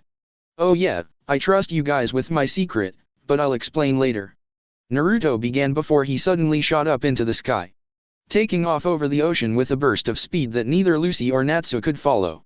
Urza, holding tightly onto Naruto, turned her head into the blonde's chest to avoid the wind in her eyes. Naruto, what is going on? How do you have wings? Is this your magic? A soft depressing smile spreading across his face, Naruto held tightly onto Urza as he flew faster. Not exactly, but it's connected to the truth about who I am in my past. What do you mean? Well, you trusted me enough to tell me about your past, so let me explain myself. Naruto replied as he looked down to lock eyes with Urza. My father was a human from a completely different dimension named Minato and died the day I was born. My mother on the other hand was from this dimension and is a several hundred-year-old dragon named Selene. Her mind going blank in shock, Urza would think Naruto was a liar if she didn't trust the blonde to the degree she did. Wait, so that makes you a half-dragon? Naruto mumbled softly, but couldn't hide the small laugh from escaping his lips. However, my mother holds the title of Dragon God. So if you asked her, I am half dragon god, but she, like most dragons, is filled with arrogance. Shaking her head in disbelief, Urza kept her eyes on Naruto. You're half dragon. Laughing at the girl's reaction, Naruto simply nodded. Shocking, isn't it? I'm surprised nobody figured it out sooner. I mean, Natsu could smell the dragon in me the first moment we met. It does all make sense now that I think about it. However, if Natsu is a fire dragon slayer, what kind of slaying magic do you use? None, silly. Naruto replied with a booming laugh. Slaying magic is something dragons taught humans to mimic our power. No, I just like my mom use genuine moon dragon magic. That would explain all your connections to the moon. You're taking this whole me being a half-dragon surprisingly well. Naruto pointed out as he noticed the girl in his arms smile. Well, it's a surprise for sure, but it doesn't change my opinion of you. You're still a dear friend that I cherish. Thanks, Urza, that means a lot. Naruto mumbled softly as he kept the girl held tightly in his arms. Think nothing of it, but I'm sure once Natsu learns you're half-dragon he will have all sorts of questions for you. Well, if he wants to ask if I have any idea where his adoptive father is, the answer is no. The only dragon I've been around is my mom, and she has only told me of a few dragons that she wanted me to stay away from. Still, I'm sure there is plenty of knowledge about being a dragon you can share with him. Naruto nodded. I could definitely take him under my wing and show him a few things, but he wouldn't learn too much from me. Curious at what Naruto meant, Urza lifted her brow at the blonde's words. What do you mean by that? Our elements are completely different, with his being fire and mine being a form of celestial magic. Also, Natsu is a dragon slayer and not an actual dragon, so the power and potential of his magic is far different than mine.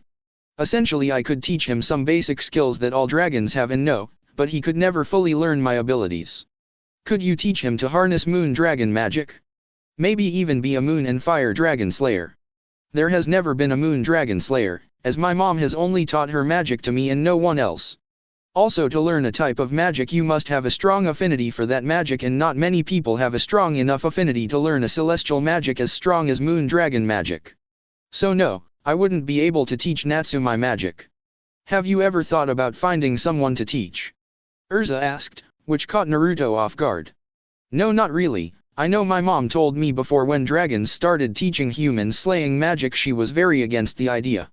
She actually spoke many times of the first user of Dragon Slayer magic, Irene Belzerian. Naruto took a pause as he flapped his wings, while Urza felt a strange tightness in her chest. My mother has a very long list of people she hates, but at the top of the list are the two individuals she hates above all else. Those two are Irene and Aknologia, humans who learned magic from dragons and became a thorn in my mother's side. So she was always very against teaching humans our magic, which is why I never thought of the idea. Oh, I see, but I must say it's interesting learning this history of dragons. I've never heard of either of those two. Most people haven't. My mom just has the advantage of being several hundred years old and was around when they were prominent. It's dash. Naruto suddenly trailed off as he felt Urza slightly grip her body around his. An action that made Naruto look forward and see a tower off in the distance. Is that it? Yeah. The Queen of Fairies mumbled softly as she felt a sense of dread sweeping over her body the moment she saw that all too familiar tower. I promise you'll watch that tower fall before the night is over. Naruto declared as he suddenly took a nosedive with a large burst of speed. But before that, I got a lot of ass to kick. Flying down to the tower, Naruto landed at the base of the tower and placed Urza onto the ground. Finding not a single person in sight, which didn't set well with Naruto. So as his wings disappeared, Naruto slowly pulled his kimono back up to conceal his chest. I know the tower took a huge loss of dark wizards when I escaped, but I would still be careful. I'm sure Jelal has added more people into his ranks. Is that so? Well, it doesn't matter how many there are, I've got plenty of frustration to let out. Naruto laughed in a casual voice as he started to walk towards the tower's main entrance. We need to approach with caution. Urza warned as she ran by Naruto's side. There is no way to know what traps or plans Jelal has set forth. Walking into the tower's main entrance, Naruto waved his hand around the air. It will be fine, I can smell and hear better than anyone. So I already know there are dozens of people hiding and waiting to ambush us. What?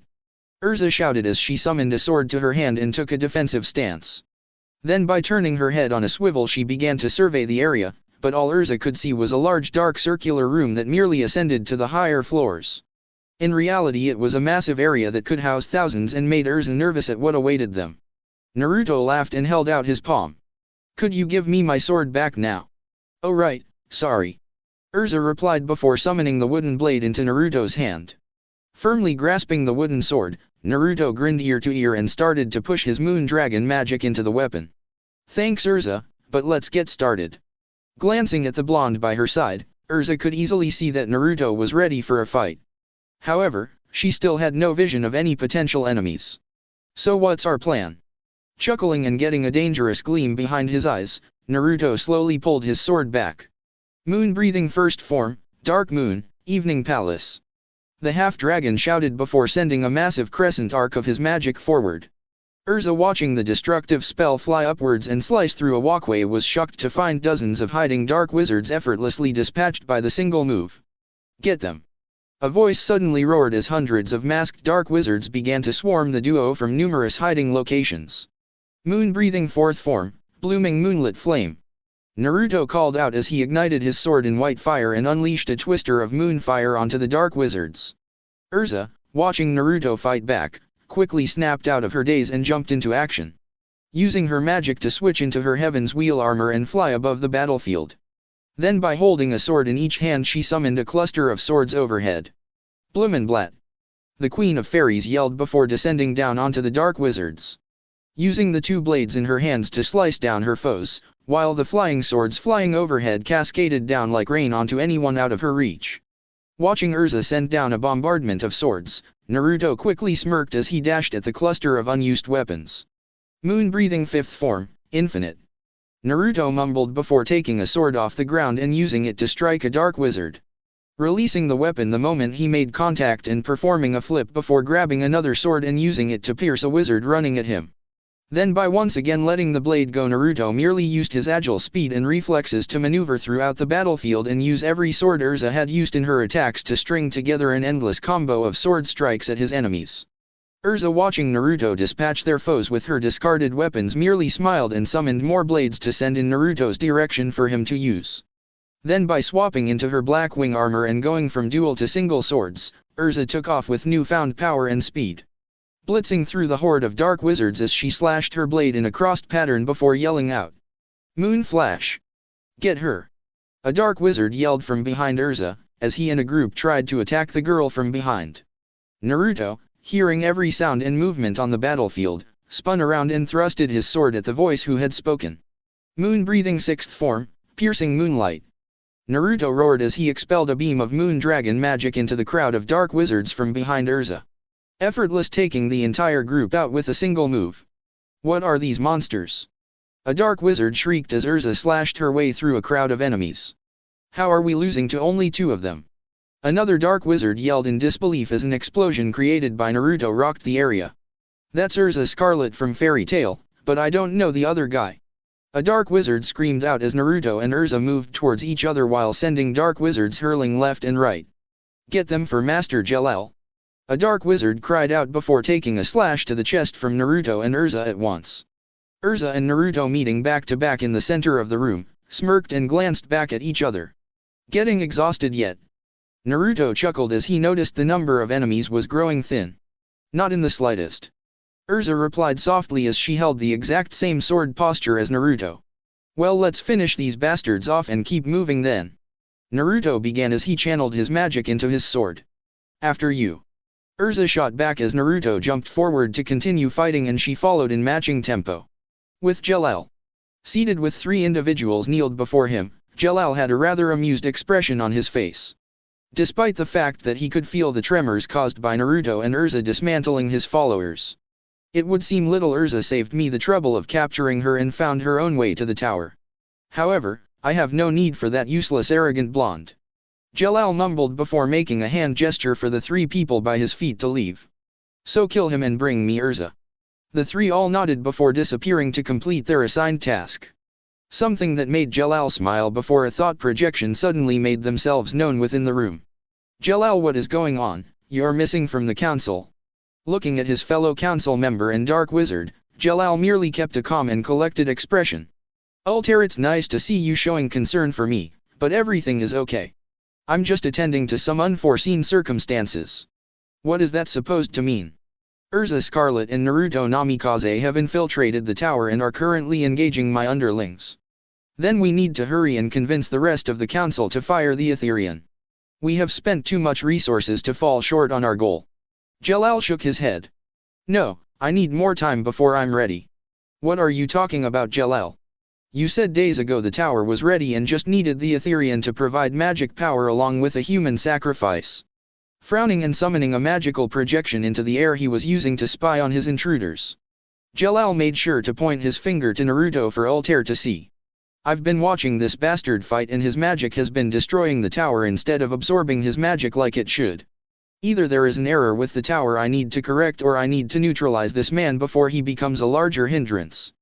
Altair watched Naruto with interest as she saw exactly what Jalal was saying with her own eyes as Naruto was causing serious damage to the tower with the backlash of his attacks. I see, in that case I'll try and delay the council. I trust you'll fix this problem. Jalal waved his hand around and kept his eyes on Naruto and Urza. Trust me, those fairies will fall before the night is over. With Naruto and Urza walking through a passageway and into a massive room, Naruto and Urza walked along a wooden path with dozens of crimson torii gates that led down the path and towards the other side. Yet as Naruto suddenly halted his movements, Urza stopped by his side and glanced at the blonde with confusion. Naruto, why are you stopping? Sighing and grabbing the hilt of his sword, Naruto began to push Moon Dragon magic into the weapon. 3 people are in this room and trying to ambush us. Hearing the blonde's hushed tone, Urza was surprised and summoned a sword into her hand. I must say your sense of smell and hearing is remarkable. I am half dragon, but you assholes can either come out now or I'll come to you. Naruto yelled loudly as he was growing tired of defeating Dark Wizard after Dark Wizard. So you wish to? A man with the head of an owl began from above before his chest expelled blood due to the sudden massive gash across his chest. Naruto, watching the strange man fall hard into the ground, lowered his sword and snapped his eyes to the side. Finding one of the people who were waiting to ambush him standing in the open with his legs shaking. What's the matter? Naruto called out with a dry voice and emotionless gaze. You were moving in for the sneak attack seconds ago, but stopped when I cut down your comrade. Don't tell me you got cold feet. The person in question was a pale-skinned man with long dark hair, who was shaking in fear at the half-dragon before him.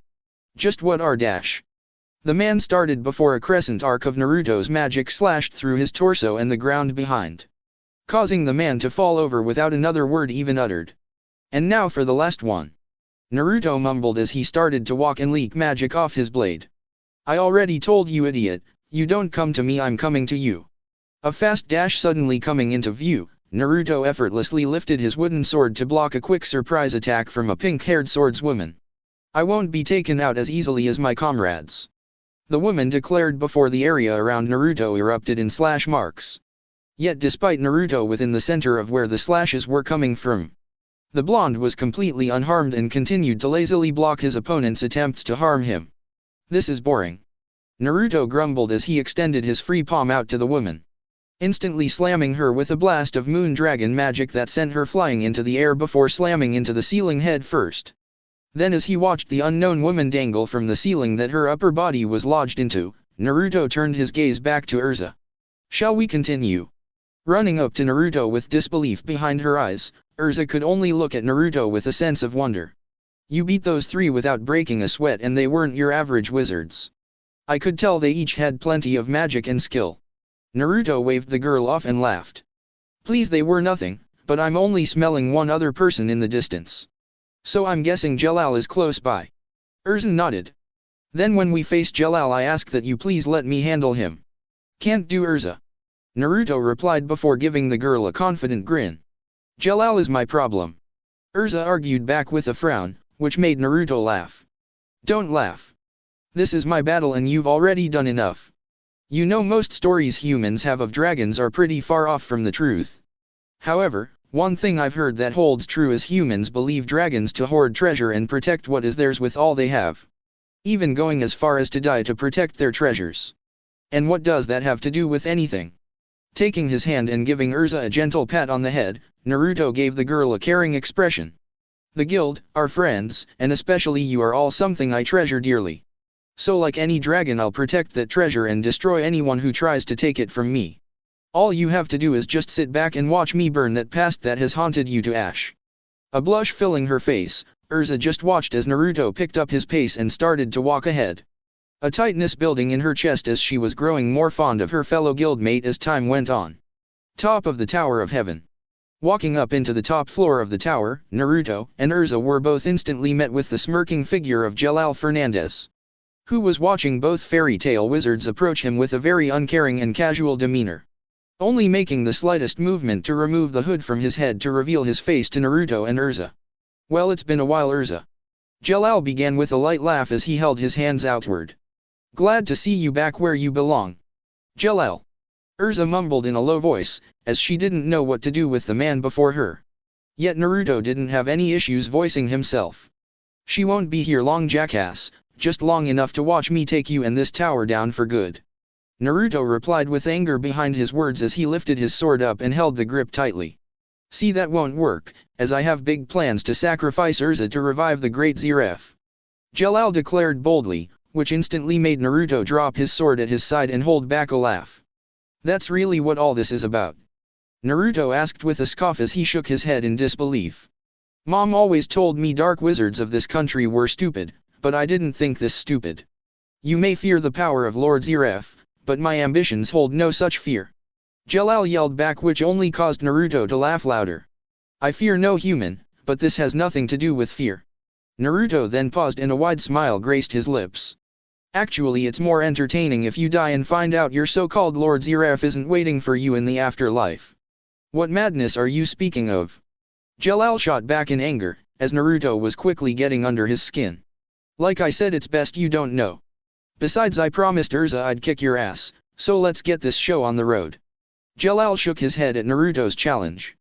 So quick. To always defend Titania. What are you trying to do? Become her little Oberon? Holding his sword up, Naruto began to channel his moon dragon magic into his sword. Enough talking. Removing his robe and leaking magic from his body, Jalal smiled sadistically. I couldn't agree more. Moon breathing sixth form, piercing moonlight. Naruto roared as he thrusted his sword forward in a jabbing motion, which expelled a ray of moonlight in a straight line at Jalal. You'll have to do better than that. The blue-haired man yelled before leaping into the air and igniting his body in a cloak of heavenly body magic.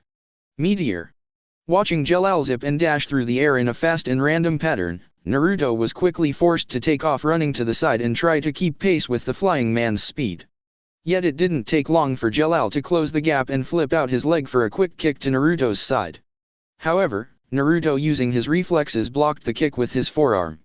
A blow that slightly stung, but momentarily stopped Jalal's movements. Got you! Naruto roared loudly, as he used his free hand to swing his sword in a wide overhead arc, moon-breathing first form, dark moon, evening palace. Jalal, watching the arc of Naruto's magic discharging off Naruto's sword, merely used his own magic to defy gravity and spin around Naruto's body and attack, resulting in the dark wizard floating behind Naruto with his palm pointed downward at the blonde. Pathetic. Jalal mumbled as he unleashed a torrent of darkness magic into Naruto's backside, sending the blonde skipping and rolling across the floor before smashing into a pillar. Naruto! Urza screamed in fear, as she watched the blonde's body disappear in a cloud of dust from his impact. Is that all you've got? Naruto roared as he dashed out of the cloud of dust and held his sword into the air. Moon-breathing seventh form, blinding moonlight. A discharge of light illuminating from Naruto's sword. Jalal and Urza both were forced to hide their eyes to protect themselves from the blinding white moonlight.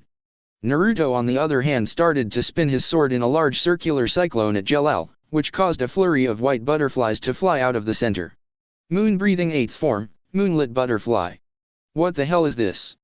Jalal yelled as the butterflies began to flutter around his body and latch onto him, causing the dark wizard to shake and twist to try and remove the strange magical creations, but was unable to remove a single one. Instead, more and more butterflies wrapped themselves around Jalal, quickly turning into a tight constricting force that was holding Jalal in place. Moon-breathing ninth form. Naruto mumbled softly as he held his sword high into the air, while a faintly visible force was leaking from his sword, something that Jalal could only stare at with helpless eyes before Naruto swung his sword downward. Vanishing moon. Sensing the magic leaking off Naruto's wooden blade, Jalal quickly pumped all the heavenly body magic around his body he could muster and shattered the butterflies holding him in place. Then reacting with seconds, he dashed into the air, moving with just enough time to feel an invisible force fly past his body. A force that collided with the wall behind Jalal and instantly scaring the wall with a massive crescent-shaped gash. Urza, watching this battle, was mesmerized by the blonde's abilities, but was still nervous at the outcome of the battle. "You're pretty talented, but you're wasting your time," Jalal declared as he floated onto the ground and crossed his arms over his head. A spell already swirling to life in the form of a pitch-black orb that was sucking everything in like a black hole. "I'm going to kill you and then sacrifice Urza to bring back Lord Zeref." Naruto lazily watched the spell forming and merely lowered his sword by his hip. "I would love to see you try." "Oh, trust me, I will." Jalal chuckled as his spell began to grow in size and power before condensing into a bright white light. "Naruto!" Urza yelled in desperation as she could feel the magical power coming from Jalal's spell. "You need to move. That spell is bad news." Looking over his shoulder with a smirk, Naruto locked eyes with Urza and winked. "It's okay, I've figured something out about his magic." "Alta Iris!" Jalal roared as his spell shot out in a beam of blinding white light that ripped through the ground between Naruto and Jalal, quickly consuming Naruto in an explosion that rocked the entire tower and sent dust and debris flying everywhere. Urza, being forced to shield her eyes with her forearms, gritted her teeth from the backlash of the spell. Yet after the initial shockwave, she opened her eyes and looked forward with worry, finding the area Naruto was standing to be surrounded by a plume of black smoke. "Naruto!"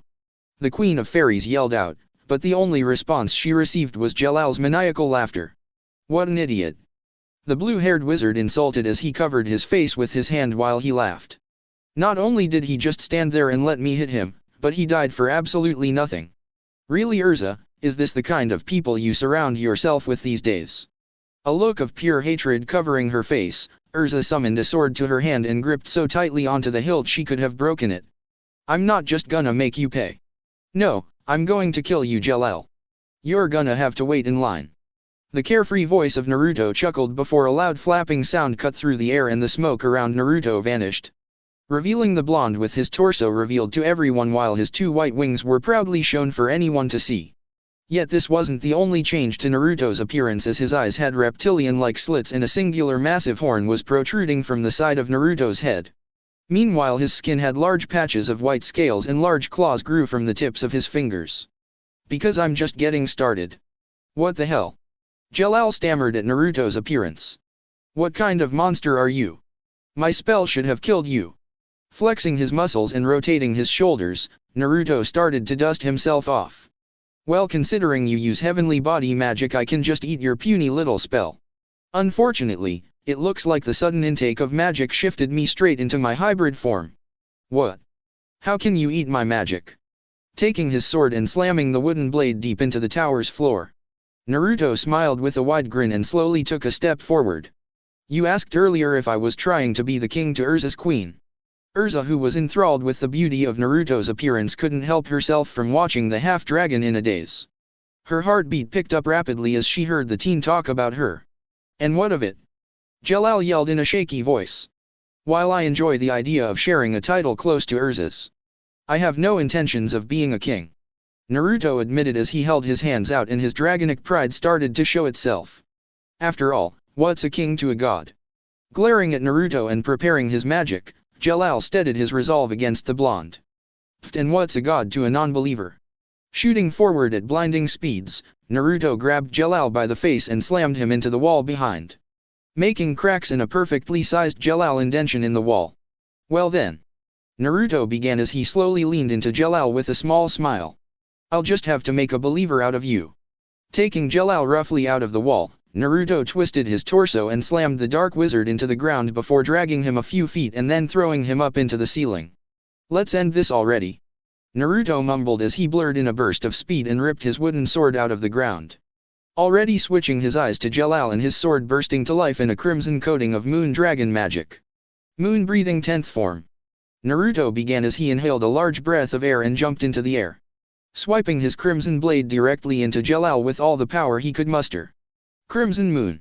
Urza watching from below could only watch in disbelief as a crimson explosion of Naruto's magic obliterated the entire ceiling of the tower and sent Jalal's body flying off the tower in a bloody mess, leaving nothing in her view besides Naruto, who was floating with the backdrop of a crimson night sky and blood-red moon illuminating his figure, yet snapping his head forward and shrouding his body within his celestial body magic. Jalal flew into the air and glared at Naruto with blood dripping from every inch of his body.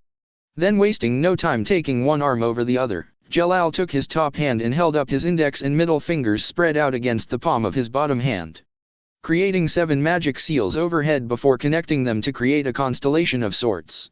Grand Chariot. Naruto watching the spell lifted his brow in interest, as he could tell this was a very powerful and desperate last move. Still the fact remained that Naruto was Jalal's biggest weakness. Don't you realize your magic is useless against me? I eat and grow stronger from celestial magic. You're not the target. Jalal whispered softly, but loud enough for Naruto to hear. Shit.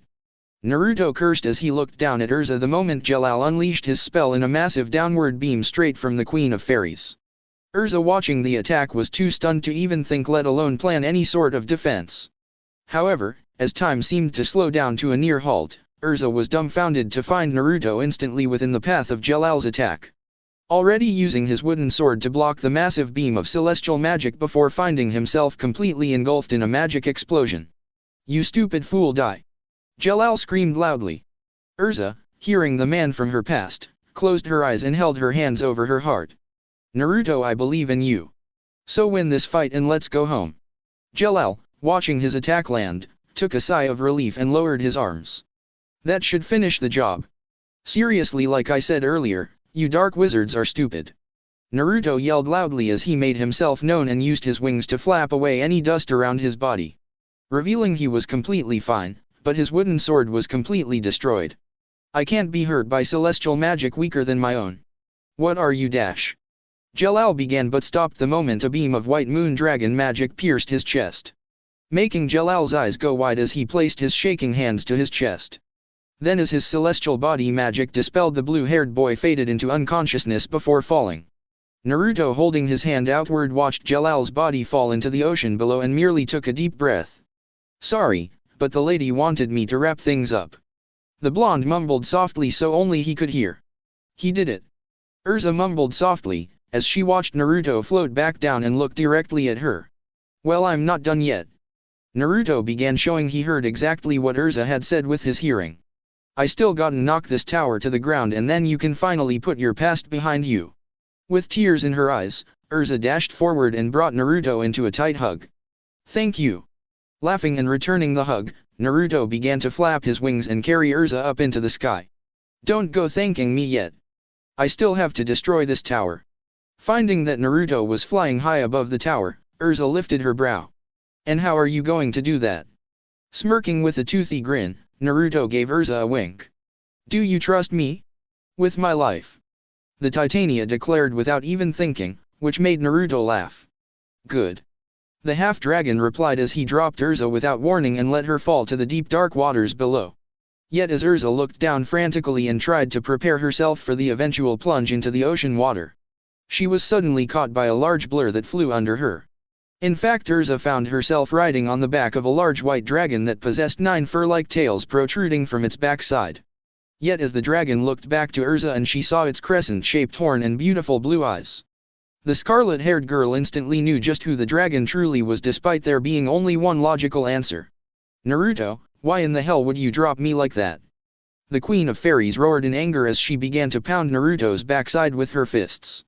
I needed to change into my dragon form, so I had to drop you for a second, okay? Naruto yelled back comically as even though his voice held more weight behind it, Urza could still recognize Naruto's voice. You could have given me a warning. Urza shot back, which showed the girl wasn't afraid of Naruto's dragon form in the slightest. You weren't in any danger. Naruto roared back in annoyance. Folding her arms in frustration, Urza looked around Naruto's full dragon body and noticed the blonde wasn't all that big. According to Natsu, dragons were larger than the guild hall, but Naruto seemed only to be larger than a small cottage. Hey, why are you so small? Urza asked casually, which made Naruto's jaw drop and a tick mark flare on his head. What do you mean small? Naruto growled in anger, which made Urza tilt her head. Natsu always said dragons were much bigger than this. I'm still growing, damn it. Naruto yelled back loudly as he seemed to slightly pout. I'm only 19. I still have some years to grow. You should be impressed if anything. I've never shown anyone besides my mom this form. I feel honored that you trust me this much truly. Urza replied with sincerity behind her voice. Floating in the sky and gazing at the tower, Naruto flashed his sharp teeth. Well, it's time to end this for good. Naruto mumbled as he opened his mouth and began to inhale a deep breath and gather his magic. Moon Dragon's Roar. Naruto roared with the ferocity of a dragon before unleashing a massive concentrated beam of pure Moon Dragon magic into the tower. Urza, watching with her eyes fixed on the impact of Naruto's attack against the tower, could only watch with a sense of joy mixed with relief as she saw the tower begin to buckle and break. Tears rolling down her cheeks as she thought back to her pain, suffering and loss that she had endured because of that tower. Years of misery and depression quickly faded as she finally watched the symbol of all her past grief tumble into the ocean waters in millions of pieces. It's finally over, Grandpa Rob. Urza mumbled softly, as she used her hands to wipe away the tears in her eyes.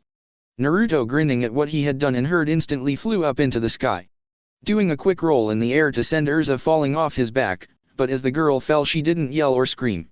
Considering Naruto quickly changed into his human form with wings and caught Urza in seconds.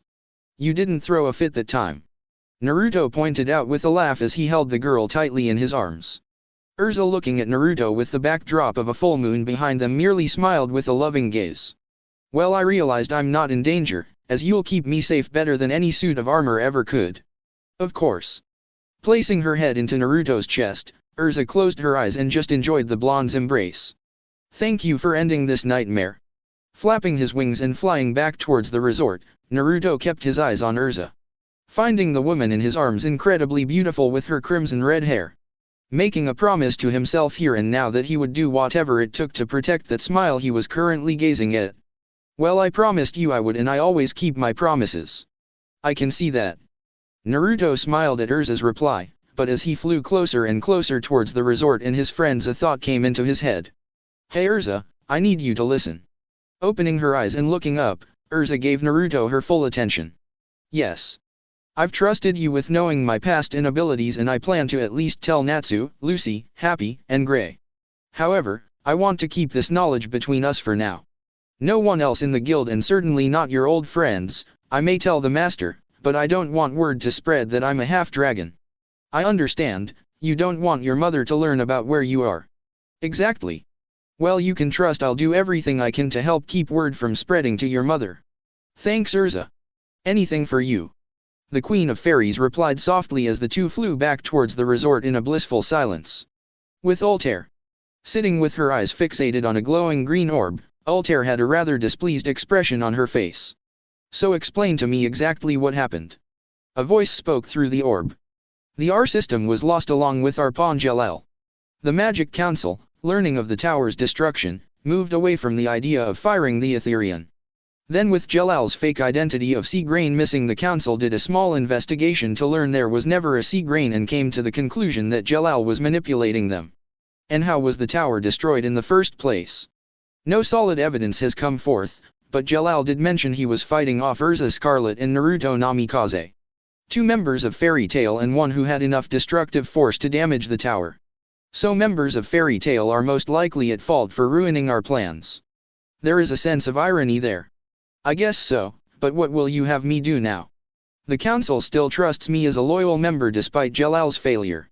For now, stay in your position and keep doing what you've been doing. Our time for action will come soon. Understood, Master Hades.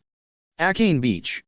Sitting with her legs held close to her chest was none other than Lucy Heartfilia, who simply watched the dark ocean waves roll against the beachfront. Her mind focused on the well-being of her two friends who had literally flown off into danger. You think they are okay? Lucy mumbled softly. Natsu, who was standing by Lucy's side, merely shrugged his shoulders. Urza has always been strong and could handle anything.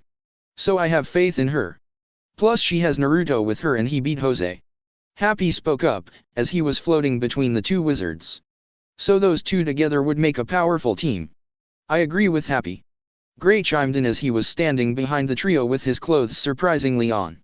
Naruto seems to be incredibly strong and was given the same title of Wizard Saint that our master has. There is no way a guy like him would let anything bad happen. You guys are right, I shouldn't worry so much. Lucy replied as she let a small smile fill her face. Naruto and Urza will be alright since they have each other. You all are fools. Sho spoke up, as he and his fellow slaves were standing off to the side. What did you say, asshole? Natsu yelled loudly as he turned around and glared at Sho. Simon taking his hand and placing it on his young friend's shoulder, he merely looked at the boy with a disheartened frown. Sho, please don't. No, I don't care what anyone says.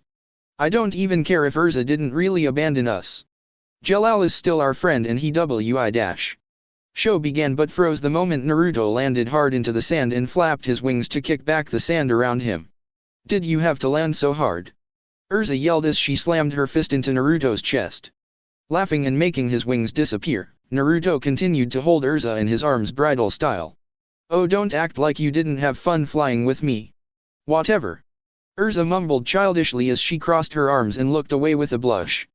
Naruto/Urza. Happy, Lucy, Natsu and Gray all yelled together as they dashed straight for the duo.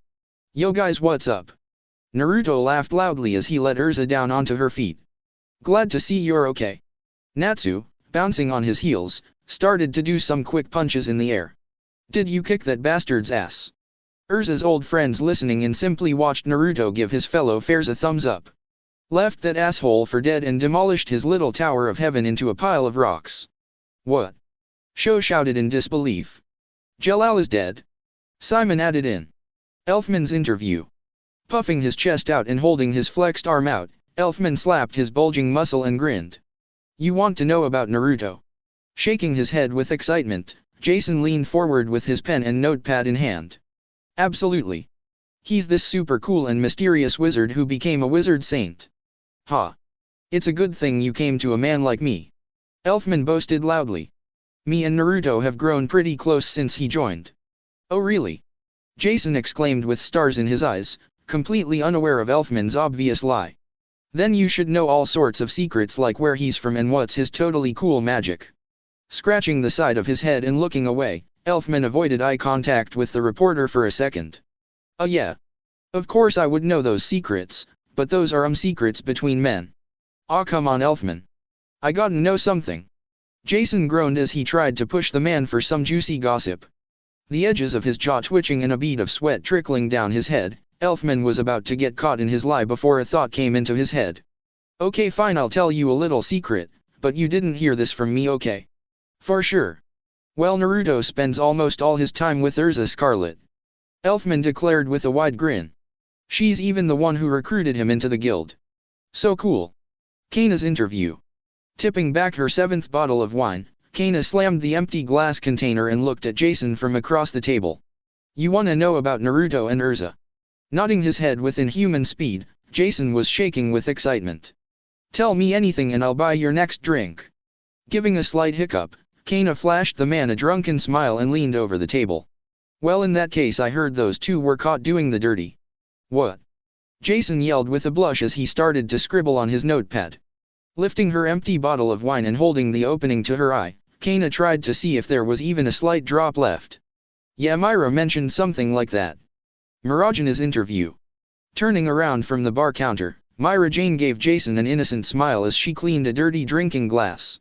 Oh my. You want some gossip about our naughty Urza and little blonde cutie? Yes yes yes. Laughing with an innocent tone, Myra Jane placed the glass in her hand down and looked around. Then as she saw no one was listening, she leaned forward with a rather mischievous grin. Well, I hear Naruto and Urza have had some rather lewd encounters in the guild's showers. So bold. Team Shadow Gear's interview. Macau and Conbolt. With Lucy, Juvia, Natsu and Gray. Naruto explains his past to gang. Goes back to guild, gets house and settles in. Trains new Dragon Slayer maybe? Lucy? Time skip, training missions and getting ready for the festival. Weekly magazine interviews the guild gossips and then talks to Naruto. Jason. Elfman, the most manly couple in the guild. Kana, I heard they were caught doing the dirty. Myra Jane, they've had a few shower encounters.